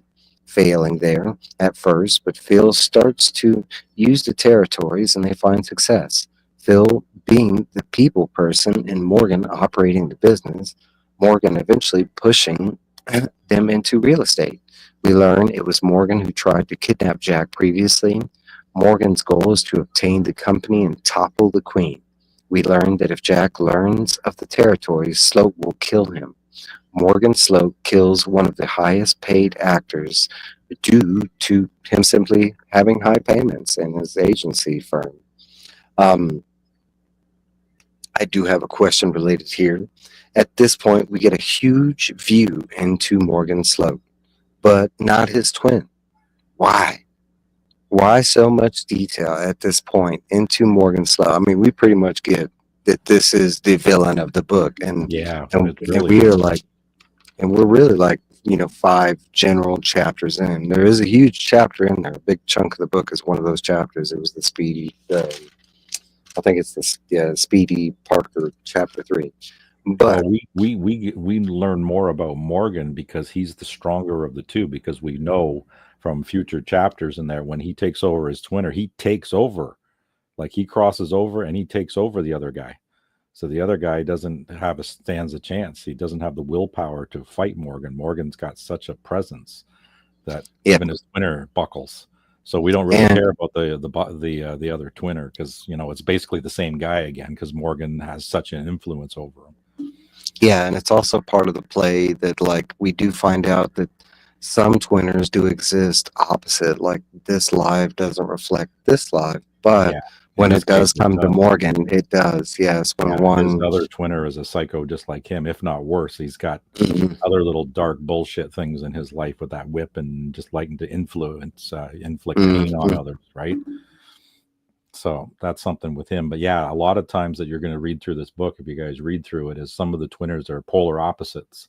Like when we get into the character of Wolf, which we'll talk about later, his twinner is a complete opposite of the way he is. Mhm. And Right? some are like direct reflections, like Elroy and some of the other ones, And and Jake's, we find out that the queen had a son on the other side. mhm, Right. So was that Jake's or Jack's twinner? twin, yeah. And seeing that it's another case of like where the twin didn't match. Well, it doesn't reflect the other one because Yeah, well, it did in a way, but due to vicarious situations, they were able to prevent Jack from dying. But suppose during the time that his twinner died, he was also having to struggle and stuff like that. Yeah, and Um, usually when twinner dies on one side, then the other one eventually follows suit soon after. But Jack lasts a very long time before the we talk about the Black House and what happens at the end of that one. Anything you want to throw in before I move into the interlude? Because there's a lot that happens there. But mainly, it's pretty much you're just shown how bad of a guy, Sloat is. And like at first, they kind of sugarcoat it. It's like in the beginning when he's doing this talking to his son thing. But by the time they get into the whole agency thing and like him having to deal with these tenants and how he's screwing these people over, it just like it's funny. It shows you at first he's just a casual bad guy, and then it goes into, oh yeah, I Like was the one Star that, Wars with Anakin, he slowly slips yeah. on the dark side, and he keeps justifying all of his actions until he becomes this massive freaking prick. Yeah, But he he's doesn't just even like, realize it because he just again, it's just like with the Jedi and the Sith. It's like to the Sith, the Jedi are evil. It's a matter yeah, of perception. So I mean, you can delusion yourself like crazy. That's what a lot of this book is about. Everybody lying to themselves. So Morgan is no different. He thinks he's doing the right thing, but with all this crap that he's doing. don't change. Have you ever wondered why Not the sure. mirror don't change up and down, but they change left to right? Mhm. All right, well, let's move along. So we are at part 2, chapter 6, the Queen's Pavilion. That's Back a weird with Jack. castle, isn't it? Yeah, it is. Not a stone castle. This reminds me of the Little Sisters of Illyria. Yeah, it is because it's mainly like it's a got a castle, wooden but it's a tent. frame. It's a giant. Yeah, it's got a wooden frame, but they used like cloth throughout the whole, like it actually has a cloth top. You know what it reminds me of? It reminds me of like I want to see around the time of like King Arthur, the way they did their like pavilion tents or something like that. Like, Yeah, but on a huge because scale. yeah, because I mean it's supposed to be the size of a town. This tent we're looking at when we're when Jack sees this pavilion or whatever, because it's the queen. It's literally the queen's castle kind of thing. Yeah. So we are back with Jack now in the territories. We learn a lot and fast. The territories is cleaner, and this needs to be represented. The territories is cleaner, and all these other things because there's no pollution there. There's no in this world. They have a magic-based system, and they haven't really related science to anything. So none of their like experiments throughout magic has damaged the world like ours Yeah, has. we didn't see any evidence of like Midworld with nuclear destruction and No, all no, no. that kind of stuff. In the territories, it's different. And it's specifically stated by like Morgan and Phil early on that this is a land that has never been introduced to science because it being a magic based land. It reminds me a lot of like, you know, Where Viking. science doesn't want to work there. Right? Yeah. Because magic prevails. Just like in a world of science, magic will not prevail. Mm-hmm. And it reminds me of like the way it's explained within Viking mythology and like when it pertains to like Thor's world and stuff like that, with science not really existing there, and it's because they explain everything with magic versus science kind of thing. That's how this land is. So they don't have electricity, they don't have mass pollution, they don't have plastics and stuff like that. Yeah. So it's So like a medieval world is what it is. Mm-hmm. And there's a lot technology. And there's a lot of times that that things come up casually, like him eating food and it tasting better or stuff like that. It's because there's none of these he's eating genuine food before No preservatives. GMOs. Yeah. So okay, so when Jack flips, his clothes change to match the clothes found in the territory. So even though he does have common clothes over here, when he flips, they're common clothes that are from over there. And that pertains to certain items that they don't have over there. Like, say, for instance, if we took a gun from over here to over there, you would still have the gun, but it would probably be a knife or a bow and arrow versus a gun or It'll something. be their version of it, or an older pistol, one that they were used to back then, or on their side. Mhm. Yeah, that goes back to the magic again. So the magic will flip that. And it's nice narrative there because it's easy to explain it the way. And then the language was another one too, understanding the language, and he knew that he was speaking a different language because some of the Mhm. words didn't come out right because they didn't exist over there. So he follows the crowd to a pavilion, a pseudo market slash fair. Jack worries he won't be able to blend in, but does easily. The people are not that different in nature. Jack finds a barricade monitored by two guards. An officer comes to check in on the guards, and Jack notices he has a scar under his left eye. He follows and stops the captain, showing him the guitar pick that has now changed to a shark's tooth. The captain takes Jake aside, first believing Jake stole the sign, but Jack explains Speedy Parker gave it to him. The captain realizing that Jake is referring to a man called Parkus, a brown man, not black, black not being a term there. The captain explains he can take Jack to see the queen, but very briefly. Pretending to be the captain's son, they pass the barricade and into the palace. While keeping up the performance, the captain mentions the good book of farming, said most live by this book and resembles the Bible. They travel using secret passages. Coming to a spot, the captain removes a panel and Jack sees the queen, at first mistaking her for his mother, but knows and understands that that's her twinner. Connection they share. The queen is dying. Jake, Jack, Jack is I taking, I know don't know what. we keep wanting to say Jake because we got so many parallels to that. So even if you say Jake, I Because he's just understand it's like Jack. Jake. Yeah, I said it Okay, too.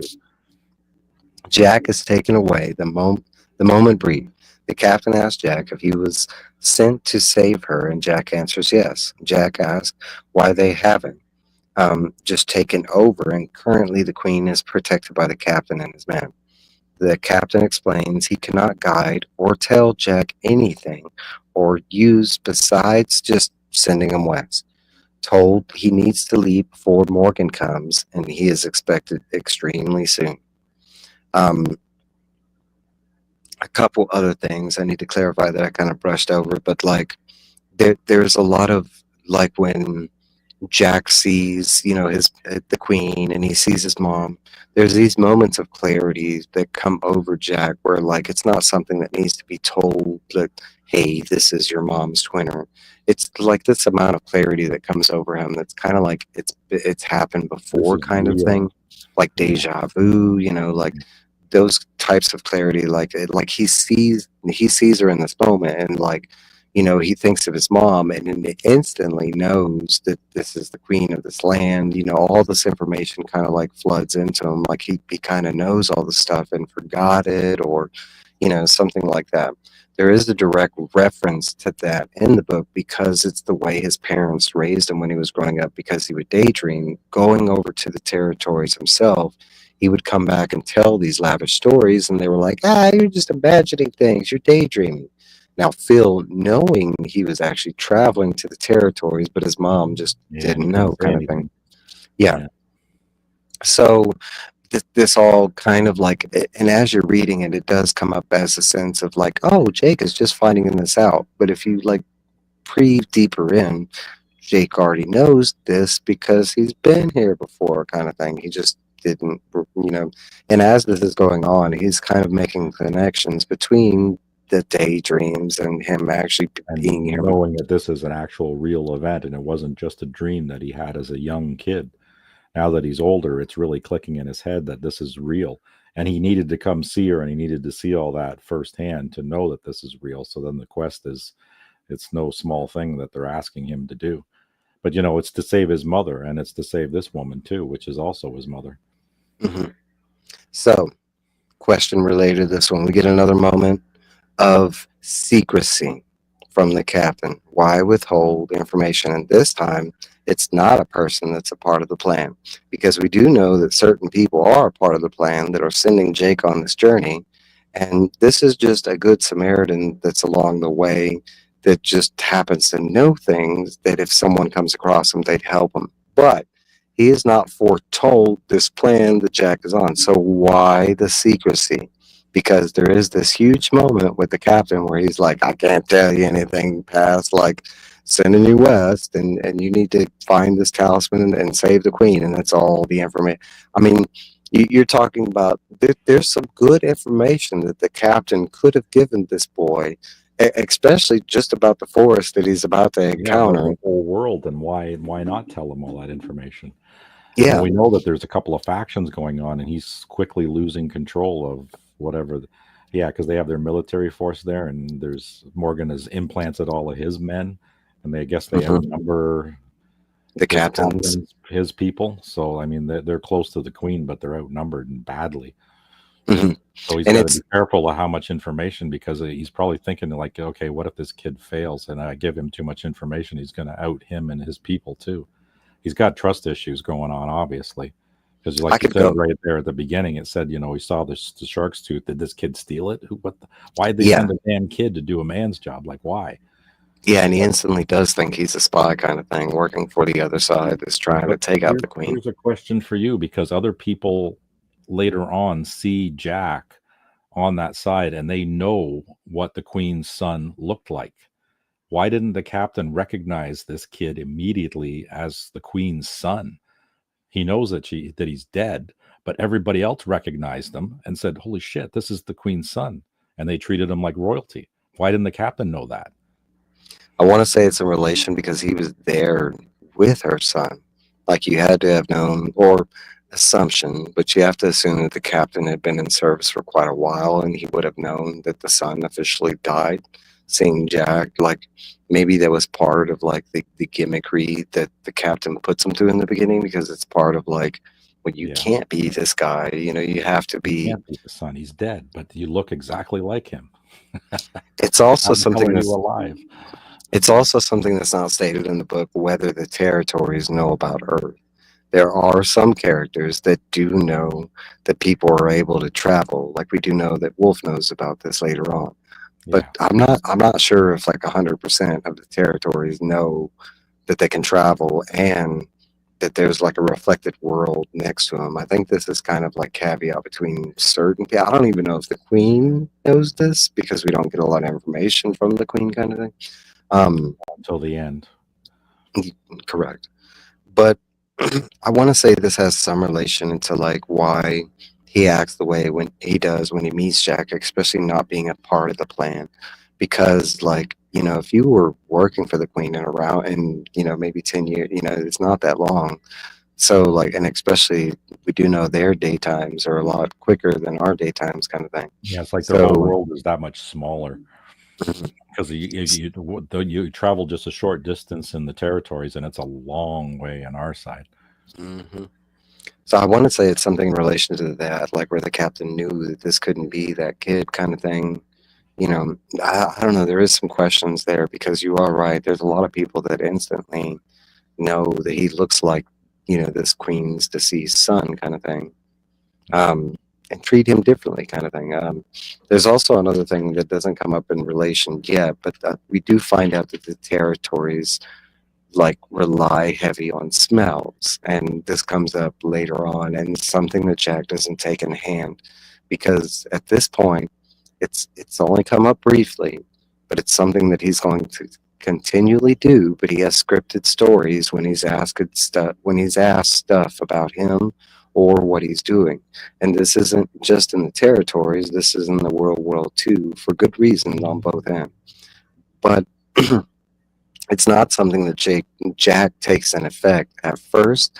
That even though he's spinning these stories thinking he's being smart, most of these people probably smelled him right off the bat and was all like, "Whoa, you don't smell normal," kind of thing.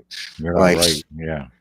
because we do know from like a couple other characters later on, and not only the Were characters, but we do know later on that he does smell like, and like before you get close to him, kind of thing, you can smell him. Um, all right, all right, all right, all right.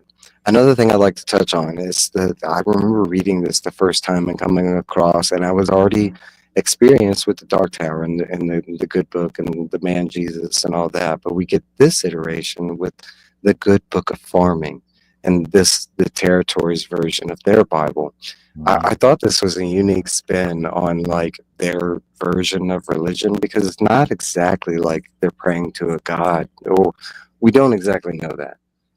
No, It's because we not don't really know what's in the book. They don't really explain it. no, they don't reference it enough to know that part of it. Like the Good Farming book has an idol or a god or anything like that, but they do relate to it as far as like scripture and like it has good sayings and quotes and stuff, kind of like the Bible does, because the regular Good Book of Farming, the almanac, does not have like sayings in it or quote, it doesn't have good farmer quotes in it, like, you better keep up them corn or the crows will get them. There's none of that in there. um but I'd like to, you know I think it's ironic that like we do get a whole nother land kind of thing, just like the Dark Tower, and that they have their own kind of versions of religion. Now, I'd like to say it's like an applaud on world building that you figure lands would have religion, but in all my like ideas of like religion spanning, like a religion spanning based around farming and agriculture, it's just such a unique idea kind of thing. I don't think it's that far fetched though, because I mean we have the Farmer's Almanac, and really food and agriculture were, I mean, to farmers and all those people, they don't have time for spiritual nonsense. They got a farm to run, or they got livestock to take care of. That is their goal. It's to stay alive, right? It's just a different way of thinking. Another thing, well, with the magic, they wouldn't have the whole like spiritual hang up kind of thing as well. Yeah. But on another thing, like you think about it, like what would you bring, like if you had to introduce kind of religion to these people, it couldn't be science based. So like it kind of makes sense that it is an Yeah, it does. almanac It does, based on like an earthly type of thing. You know, I Kinda just like to cool. I say like that. it's smart, on whoever's idea, if it was Peter or Stevens, but it is, especially because it catches you so off guard when it's brought up in the book. When the captain's like, "Yeah, the Good Book of Farming," and he's like, "What? The Good Book of Farming?" Um, all right, so let's move along, and this one is a huge chapter. Um, Chapter 7, Farron. With the captain's warning on Morgan, Jack thinks back to Speedy warning him about Morgan. Now understands he has a twin or two, and he lives here in the territories. Jack asks if the queen had a son, and is told that she did, but died shortly after he was born. Foul play has been suspected, but never, any truth to it. Jack remembers that his mom told him when he was an infant he almost died. Jack seems to remember Morgan smothering him as an infant, barely saved by his mom. He seems to remember this. This is not an exact memory or anything. We don't know if this exactly happens. But when this comes up in context with the captain and Jack instantly has this like vision that all of a sudden he's remembering, with Morgan Slow trying to like kill him as a baby. As the captain and Jack are moving through the passages, they overhear guards questioning the captain having a son, and this speeds the captain up. As they speed up, Jack starts sensing fear from the captain, but more in a revered type of fear. Told Morgan of Oriz has a second in command, Osmond, and the captain is trying to avoid him. The captain takes Jack through some public places, and Jack performs, wails like a baby. While taking his shortcut through a kitchen, the head chef tells the captain and Jack to leave and threatens them with the fork. The captain slaps the chef and forces teaching him a lesson about threatening a person, with a weapon. Jack and the captain move on past barns and stables, but eventually run headfirst into Osmond. Osmond asking about Jack being the captain's son. Osmond carries a cat's nine tail. For those of you that don't know what a cat's nine tail is, it is one of the worst whips in existence. It is a whip that has about like Not one lash. It has about like 9. And on each tip, it has like some type of metal clinging. So when it lashes onto you, it drags down skin. It's one of the more barbaric weapons in history. That's why And this drow guy, priestesses love those things. and this guy's just walking around like, "Hey, buddy, what you do? Get back to work." Gotcha. You know, like, it's some scary shit. Yeah, Jack, they're lethal weapons too. Like they inflict a lot of damage. yeah, they do. Jack recognizes Osmond from the time he was almost kidnapped, finding why the captain wanted to avoid Osmond. He is extremely inquisitive and has a good memory and is super crazy. During this investigation, Osmond whips Jack numerous times. During this, Osmond is interrupted by 2 men explaining a cart full of Queen's Ale has been lost. Told Morgan of a risk is coming along the same road. Osmond orders the captain to clear the road, and this allows the captain and Jack to move forward. They stop at the captain's office. Captain grabs a horn and makes some commands, and then they head out to the western road towards the wreck. As they get closer, they pass quite a bit of drunken people leaving the wreckage. Making it to the accident, one dead 16-year-old and 2 horses and a large pond of ale is in the road. Once arriving, Captain Farron sends Jack on forward, told how to avoid Morgan, given a coin with the Queen's face on one side and a griffin on the other, told he would know when to use it. Jack moves on by himself, having to move slower due to avoiding passing wagons. Eventually, the road gets a lot wilder. While he is in his childish fears, it grows a thunderous. He starts to hear a thunderous roaring coming down the road and realizing this to be Morgan's wagon. Stricken by fear, he makes cover in the forest and he is hiding.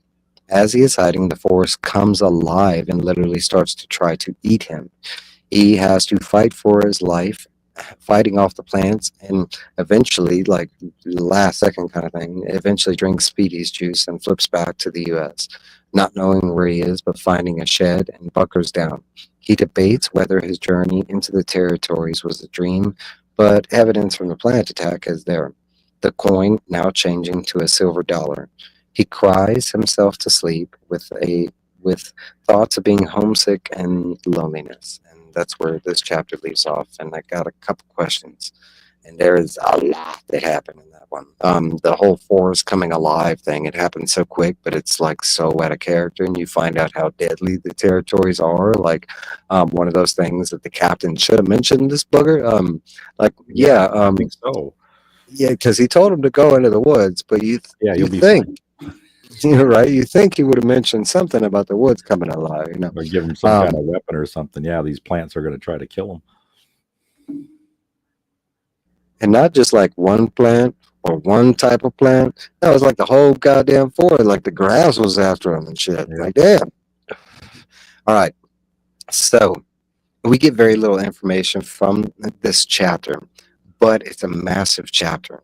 Why is this chapter so fleshed out? Is it due to the size of the novel? You think they were just trying to like fill in some stuff? Now, let me clarify. This is a massive chapter altogether, like reading wise. It's about an hour and a half of the book. And yes, there's a lot that happens in this book, but information wise, it's very few. I could have summed this up with like, you know, Jack was told about Morgan or Horizon, and he heads toward the forest and hides. I mean, that's pretty much what happened. Okay, so what it, this is my theory, or these chapters might be Peter Straub's Straub, chapters. That's what I And was there, thinking too. and there's actually a couple of these that come up like this, where they're massive chapters, and they're journey part of the chapters. But as far as like what goes down, there's not a lot really that goes down. Like I literally could have summed this up with like, Yeah, I know. you know, There's a lot of description over a very little bit of content. Mhm. You're right. Like moving the story forward, it was very little, but the description part of it was ridiculous. So I tend to agree with you there. These are definitely Peter Straub's sections of the book, and they it was do like, it further on when they get to that school slash prison place. That's another one that's like way too much description, and I'm like, Jesus Christ, just stop already. Okay, you guys have killed it. And yeah, that's definitely Peter Straub because he just overplays it to death. It Where at was like least when we Stephen got, King will have a lot of interesting stuff in there that'll keep you entertained. This almost yeah, bores yeah, the that shit keeps out you of me. You know what going. I mean? Yeah, because it was like when we got That's to the difference. Osmond, when we That's the got to difference. Osmond, it was like, we're setting up that this is like the second in command of the bad guy. I get it. All you had to do was show us that he's walking around with a calf and nine tails. That's pretty Done. horrific that he's whipping people. But then we get this like, I mean, it's like 7 pages of the story of this of Osmond questioning Jack, and Jack can't really do anything about it. The captain's just like, well, he's in the army too. I have to let him do this crap, I mean, but it was a lot of like of that, and not just that part of it. Like it extends to like when he's back on the road, watching out for the wagons. And, um, Yep. It's like in movies that do that shit, and you're like, come on, move along. All right, we get the freaking idea already. Let's move along. And it's like they do it to death on you. they do, and that my I had some other thoughts, but I'm not going to go into it too much. Some of it we already touched base on. A lot of it's going back to the Captain Farron and him not like giving him a whole lot of information heading into this forest or whatever. But like, not only that, but like his whole explanation of like how to watch out for Morgan, and like to the point where like he just described a regular wagon train, or to the point where every time a wagon comes by, Jack is jumping off Right. the road Yeah. because of the way the captain described this. And it's no way in the description. I mean, all he had to mention was it's going to sound like thunder, and that's all he had to say. Like, I mean, there's a big difference in like hearing a wagon coming and like, a storm coming that sounds like a storm, and then it gets there and you find out it's a whole bunch of wagons. It's not just one wagon. They have a specific word for his wagon train. I forget what it's called, like the Devatar or something like that. And Oh it's yeah, something yeah. the Dylan Something like it time. was very gunslinger esque, right? Yeah, and it has a term that they use because it's not just one wagon that Morgan, it's like 3 or 4 wagons that's in his Yeah, it's company like an that he's traveling. entourage of them. Like he's got to have his security detail with him and all that stuff. It's like having a Hmm. dignitary come visit.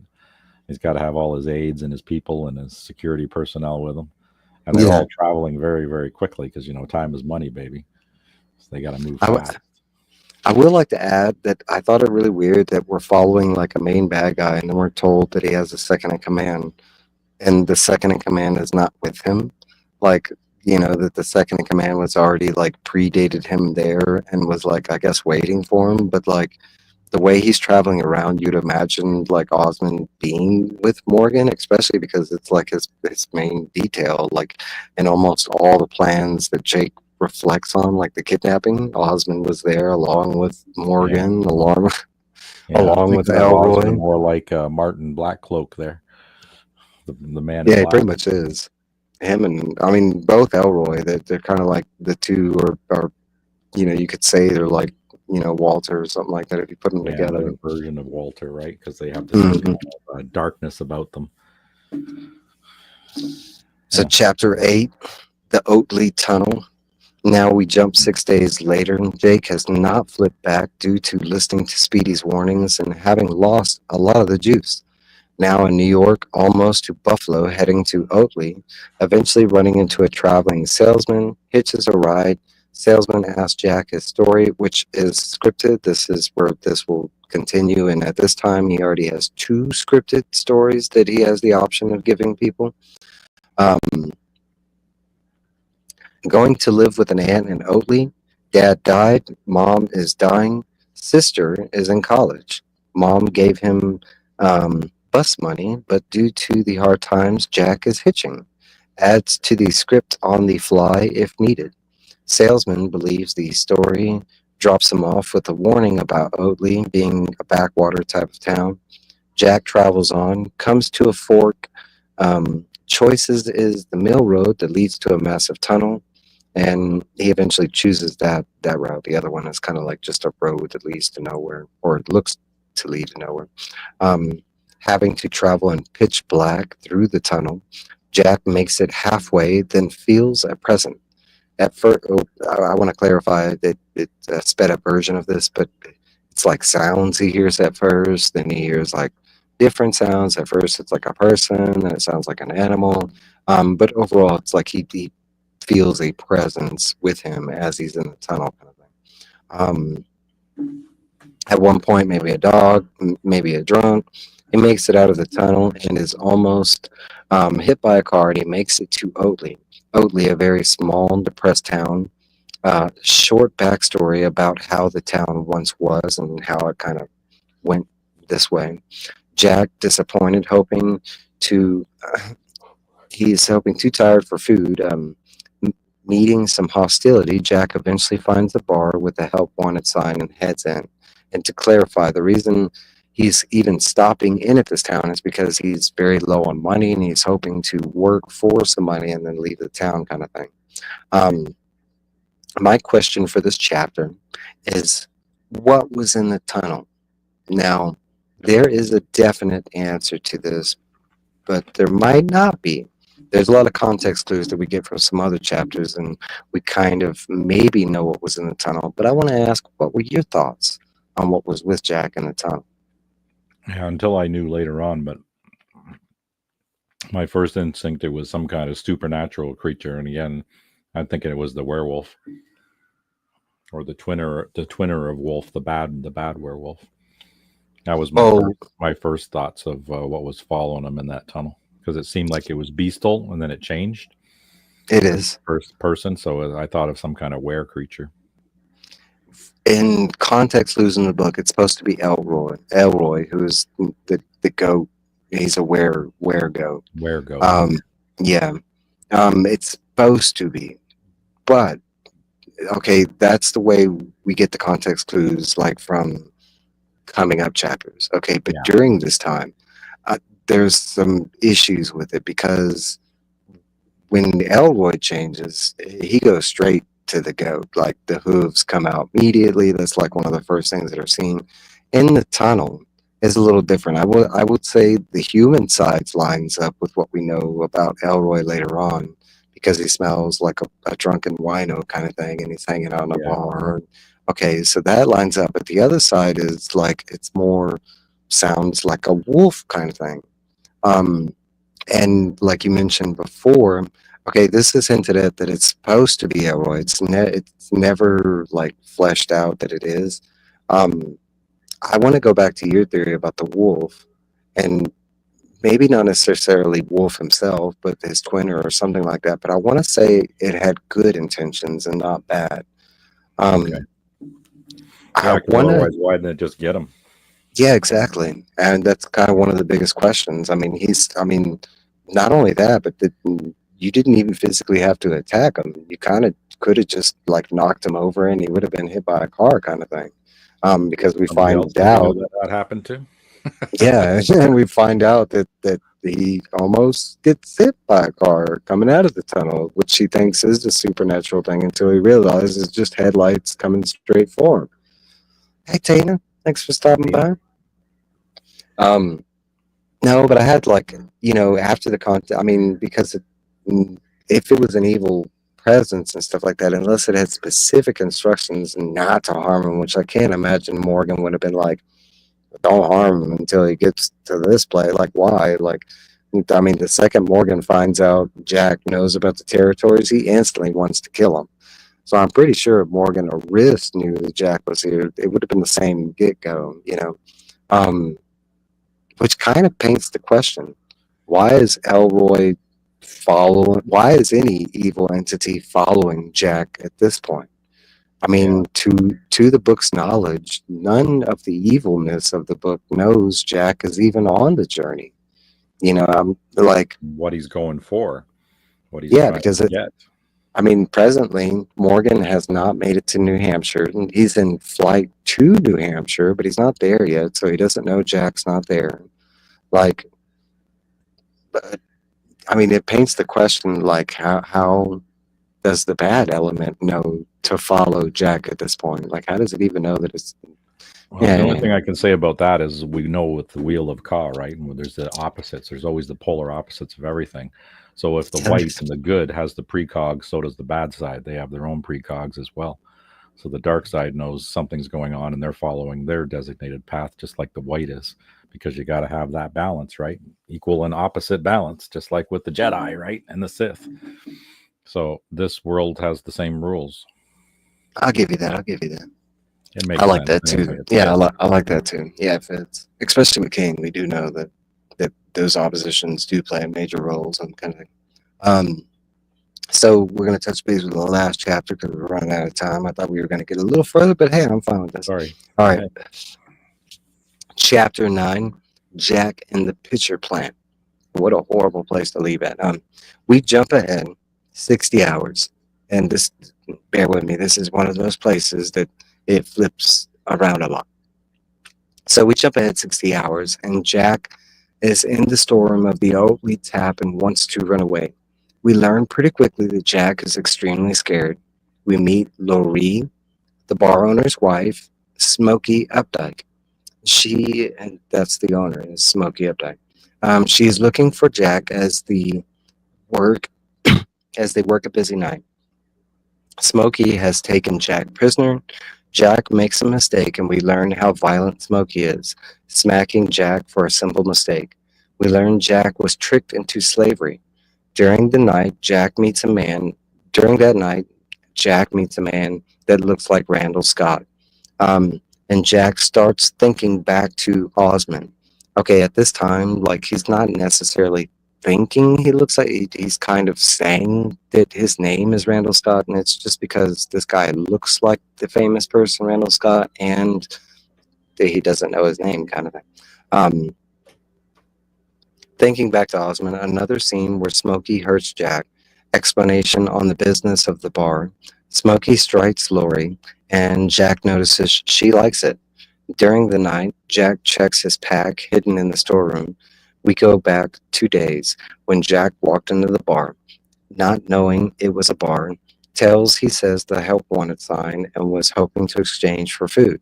After looking around, he decides best to leave, but Smokey, seated at a booth, demands he sit down. Told Jack he would make $1. Eventually, Jack talks it up to $1.50 and asks why Jack was on the run. Jack, with a scripted story, again, notices Smokey does not believe and sells it with the whip marks. Jack sells it with the whip marks. Jack is shown what he'd do. Lori tells Jack he should run.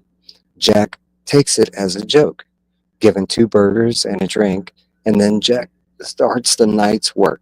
Jack finds out that Smokey requires a lot of work to the point where Jack is completely worn out very quickly. Taking a break, he asks for a ginger ale. Jack works a full 8-hour shift and is told he can sleep in the storeroom. Being completely worn out, he does this. Heading down to the storeroom, Lorene has made Jack a makeshift bed. Jack mentioned he is going to leave in the morning, and she says that he might change his mind in the morning. Before he can go to sleep, he is awakened by a phone call on the bar. He starts to picture that it is his uncle. Nobody is on the line. The next day, Jack asks about his pay, and he finds out that Smokey charged him for the food and drink, docking his pay after giving him only $4 out of the $10 and something he was supposed to make. Jack tries to leave, but Smokey threatens Jack with the police and other things, but told only needs help for the weekend. Jack starts to see the trap that Smokey set for him. And that's where this chapter leaves. And I have one question for here. So the picture bar segment feels so odd. And I want to say the whole way it's set up, it's another, like, I want to say this is the Peter Straub felt chapter. Um, I'm not guaranteed because there is some Stephen King moments in there. But for you, what are some importance from this specific chapter? Now, this is where I need to explain what I'm asking in the question. At this point in the journey, as Stephen King and Peter Straub are writing a story, right? And I'm sending Jack on his way. And, he just got out of this forest trying to eat him. And then he flips back. And when he flips back, he's in this backwater, like really bad situation. Why, at this point in the story, are we going this gloomy kind of thing? Like, what do you, what do you think was the expectation of setting up the chapter in this way, this early, that kind of thing? I'm thinking at this point, well, I was getting pissed with this kid falling into trap after trap, but I'm thinking what they needed to do was they were establishing, toughening this kid up. Part of this journey was to enlighten him into the realities of not just the territory world, but the real world, and how many freaking bad folks there are out there. And he's going to be tripping across a lot of them. It's going to be an education for him. So I don't know if Speedy saw all this and Parkus saw all this too. The basically the gunslinger in training, and this is kind of the toughening up of him. That's kind of what it feels like to me. It's like all these trials and tribulations needed to happen to him to make him into the person that he becomes. Because without strife, you don't become like a better person without bad shit happening to you, right? If you just have good your entire life, because like you said, when we talked about it, he was a pampered kid. He didn't want for anything, right? So now he's getting out there into the nitty gritty, and he's realizing there's a shit world out there, and he's experiencing it firsthand and hard. I want to say, I love you, Steve. You're exactly right. I want to say that's exactly what I'm thinking, because how, as a writer, do you set up the strengthening with such a young kid without murder? And murder is usually how you do it. How do you strengthen up this kid that has had this pampered life without murder? And this is an excellent way of doing it. Putting him in this situation where he feels stuck. He feels like he has to move forward, because at this time, most kids in this situation, the first thing that would come out of their mouth is, "I want to go home, mommy, daddy." Mommy, or why don't you take the drink and flip back? Yeah. And that's not something that he thinks about until the third day, until it gets to an extremely, like, really bad point, because he's got, like, not one person coming after him, not two, but he's got like three different things coming after him, and he's like, "I got to get the F out of here." And that's what I like Stephen King, because he's building up this stress, and I was feeling the stress, because as I'm reading all this is why I ended up quitting the book, is like, time's of the essence. His mother's dying, the queen is dying, and here he's dicking around on the road like, Jesus, like, don't you move with frickin' purpose, kid? Let's go. And I feel that angst as I'm reading the book, and it's actually physically irritating me as I'm reading the book. They do it well, because they do it like 3 times during this book, where Jack is just stuck in these moments, and you need him, want him to move forward on this quest. The stakes that are involved, kind of thing. And as we progress through the book, I mean, some of these, these sights that Jack is having is not so clear. Like, his mother still kind of seems like she's not sick at this point. But I mean, he has seen the queen, kind of thing. But as we progress, those do digress, and I mean, we, the readers, see otherwise. But especially within this segment, you would imagine that, especially trying to write a child into this situation, like being forced to work an 8-hour shift. That's not something that most of us experience till 15, 16, when we get our first jobs, kind of thing. And especially because, even though I imagine his parents were good and stuff, and they took him to work days and stuff like that. I mean, his mom was an actress. His father was a clientele agency / real estate agent. Like, what did their work days entail, kind of thing? Sitting in an office, talking to people, kind of thing. It wouldn't have been like an 8-hour working as a barkeep, work day kind of thing. Yeah, not a physical kind of thing.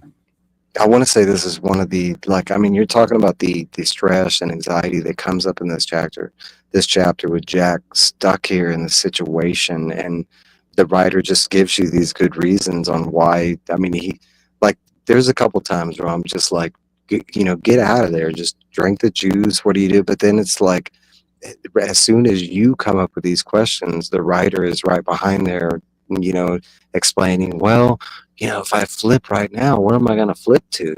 I could flip to somewhere else, and that starts presenting those really bad. Yeah, and it starts presenting starts giving these answers around these questions that you, the reader, would come up with, and you're like, okay, now I see why Jack's having to do this, kind of thing. Especially because this is one of the chapters where it's like, it's another one where it starts here, it kind of goes here and then goes back and like works its way down here as you go through the chapter. Especially when I was trying to break it down, it's very awkward because it starts at one moment and then it jumps to another and then it likes to like work its way. Um, That's Peter Straub. and yeah, this chapter feels like a little bit of a collaboration between the both of them because yes, it's descriptive and long-winded, but it does progress the story forward and kind of gives us a little bit of idea what's going on with Jack's progression here. Like it as does. far as a person, getting that the torture happening. Oh, and I mean, you talk about the way they do it, and this guy's just a jerk, and the way he has it set up. And it's not just that he's doing this with Jack. I mean, it's told in the book that he's done this with other kids. It's Yeah, mentioned not the that, first time. Yeah, yeah, it's mentioned by like some of his clientele that comes in. Oh, Smokey's got a new boy, and later on, like one of the cops, references like, oh, Smokey's got another kid. I mean, the town is everybody's in on comfortable it. with, yeah, kind of Yeah, thing. they're all in on it. That's fine. It It's normal reminds me of business. this whole like Texas Chainsaw Massacre kind of city thing, where the whole family's so weird. So I do have one last question before I leave. So Jack puts this famous persona on of Randall Scott, who is noted as one of Jack's favorite Western actors. When he thinks of, we soon find out, as Elroy. Why not John Wayne or James Stewart or Alan Lynn or Henry Ford or Eastwood, Glenn Ford, Gene Audrey? I mean, we're talking about, Alan Scott. I mean, Randall Scott at this time was a huge credit actor. And for Clarence, for those of you that don't know, this is somebody that acted from 1928 to 1962 and was credited in over 100 different roles. And only 3 of those roles he was not the main star. You're talking about 97 roles he was the lead actor. But all his movies, they were more known as B-rated westerns. They weren't like they weren't the main Hollywood, Eastwood or Wayne or Ford movies. Um, why Randall Scott in relation to, especially if this is your favorite western actor, why this relation to the scary guy that's following you around this bar? Any thoughts? I don't really have an explanation for that, but I mean, if the kid's watching these B movies and that's the actor that he relates it to, then there's obviously you see something in that, maybe one of the roles that the actor played in those cowboy movies and those westerns. That's I like probably that. what resonated. Not necessarily the actor himself; it's just one of the characters that he played. Something resonated with Jack for that. Had I to. like that. I'd have to go look up that because I didn't. That was something I didn't look up because I do know Randall Scott, but I think when I looked it up, I'd only seen like 6 of the movies that Yeah, I he's been watched a in. lot of B movies when I was a kid. I watched everything that was on, and yeah, you know what? The John Wayne and the Clint Eastwood ones. A lot of times, I like the B movies better. Yeah, I mean, I enjoyed I'm those a big more. fan of the spaghetti westerns, and to me, Yeah, they they were. were just they were more Mhm. action and stuff. Than I would go out with my plastic pistoleros and I'd go pretend that I was those people. I want to say you might be onto something. I would have to go look into it to see if this is a reflection, but also the fact that it's a B-rated. In his mind, it was a B-rated, famous actor kind of thing in relation to his mom being like the queen of the B-rated movies kind of thing. Um, also, another note that the same exact Oscars that his mom has is the same amount that Randall Scott had, just one. Um, but I thought it was odd that it was in relation to a bad character because all the similarities that I could bring that Jack throws at us are good things. It's like, oh, it's a B-rated, kind of like his mom. Oh, but then it's like, at first when we meet Randall Scott, it's not known as if he's a bad character or a good character. It's just somebody that's like following Jack around, and he keeps mentioning that Jack needs to go home. Like there's no like in this chapter of the book. Now the next one is tied. The next chapter is titled Elroy, but I mean up until the next chapter, he's just kind of following. Like for some reason, he's been in the bar all 3 days, and as Jack is working, somehow, some way, this guy Randall just finds him, in the bar, and it's kind of like once a day kind of thing where he's just like, hey, you need to go home, but there's no like, there's nothing that predates, the chapter that's coming, because in the next chapter he kind of takes a whole different turn.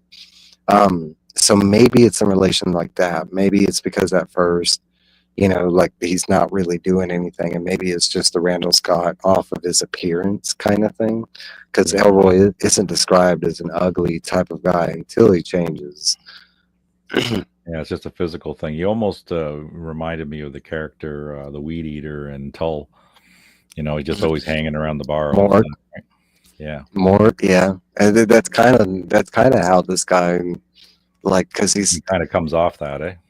Yeah, because I had to like even through this chapter, this chapter and the next chapter, because Jack's. I mean, I had to go back and like really reread this chapter to find out what Randall was doing, and he's just kind of like he pops in and out of these chapters as Jack is working, but he's not really like following. He's just kind of casually, like at one point he's sitting like way across the other side of the bar, and he like yells at Jack, "You need to go home!" And like, all these like times he's doing this, Jack is kind of like trying to decipher if he's really talking to him. Is this some drunk guy that's just mouthing some stuff? Like with a phone call. Yeah. But we are out of time. That is where we're going to end this episode. We made it not as far as I thought we were, but we made it still pretty far. Yeah, it was a good conversation about it. This is hell yeah. No, I really do love this story, and I can see, like, especially the beginning, it's kind of like extremely boring, especially like I could imagine coming from Black House and like knowing some things from Black House, and then getting to this, be like, well, where's the Jack that I know? Because there are a lot of qualities from the older Jack that he still has as the younger Jack. We just haven't got there yet. He's starting to highlight them, because he is highlighting some of his detectiveness, And here I thought in Talisman, after reading Black House, and I was like, okay, well, I know Jack's going to live all the way to the end, but you know what? It still, when I read it, it still got me. So I got to give props to Stephen King and the way he writes stuff.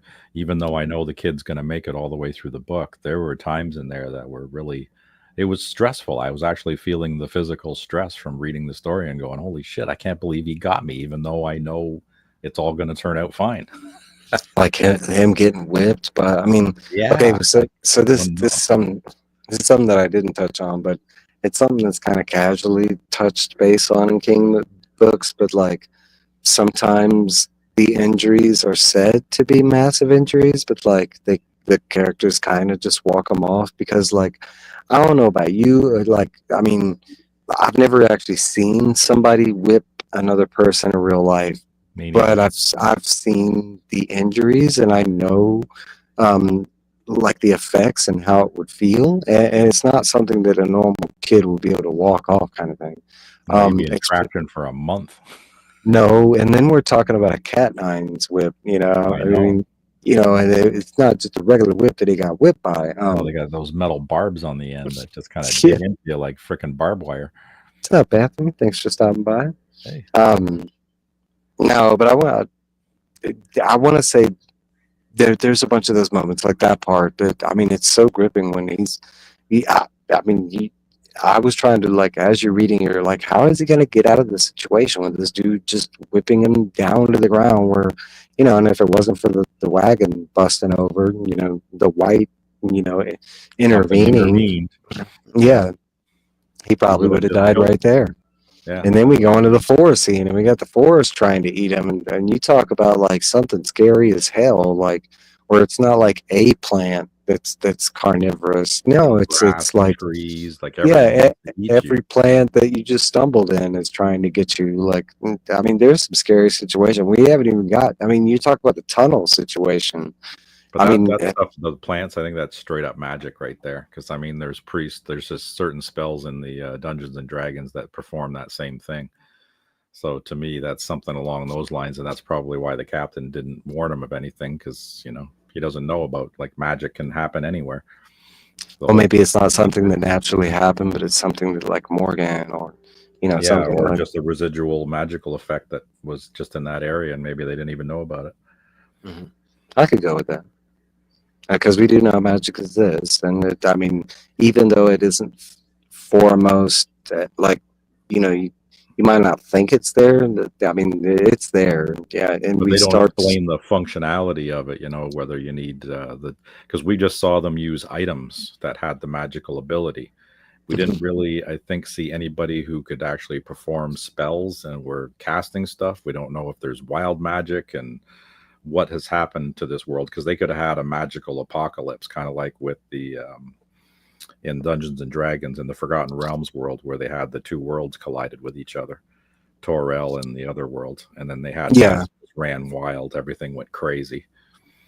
we do start to see more evidence of magic as we get further. Like here in the bar is kind of some of the most predominant early signs of magic because the phone call Yeah, with Morgan and stuff, which is a continuing thread as the book, electricity and Morgan kind of plays together for a good reason.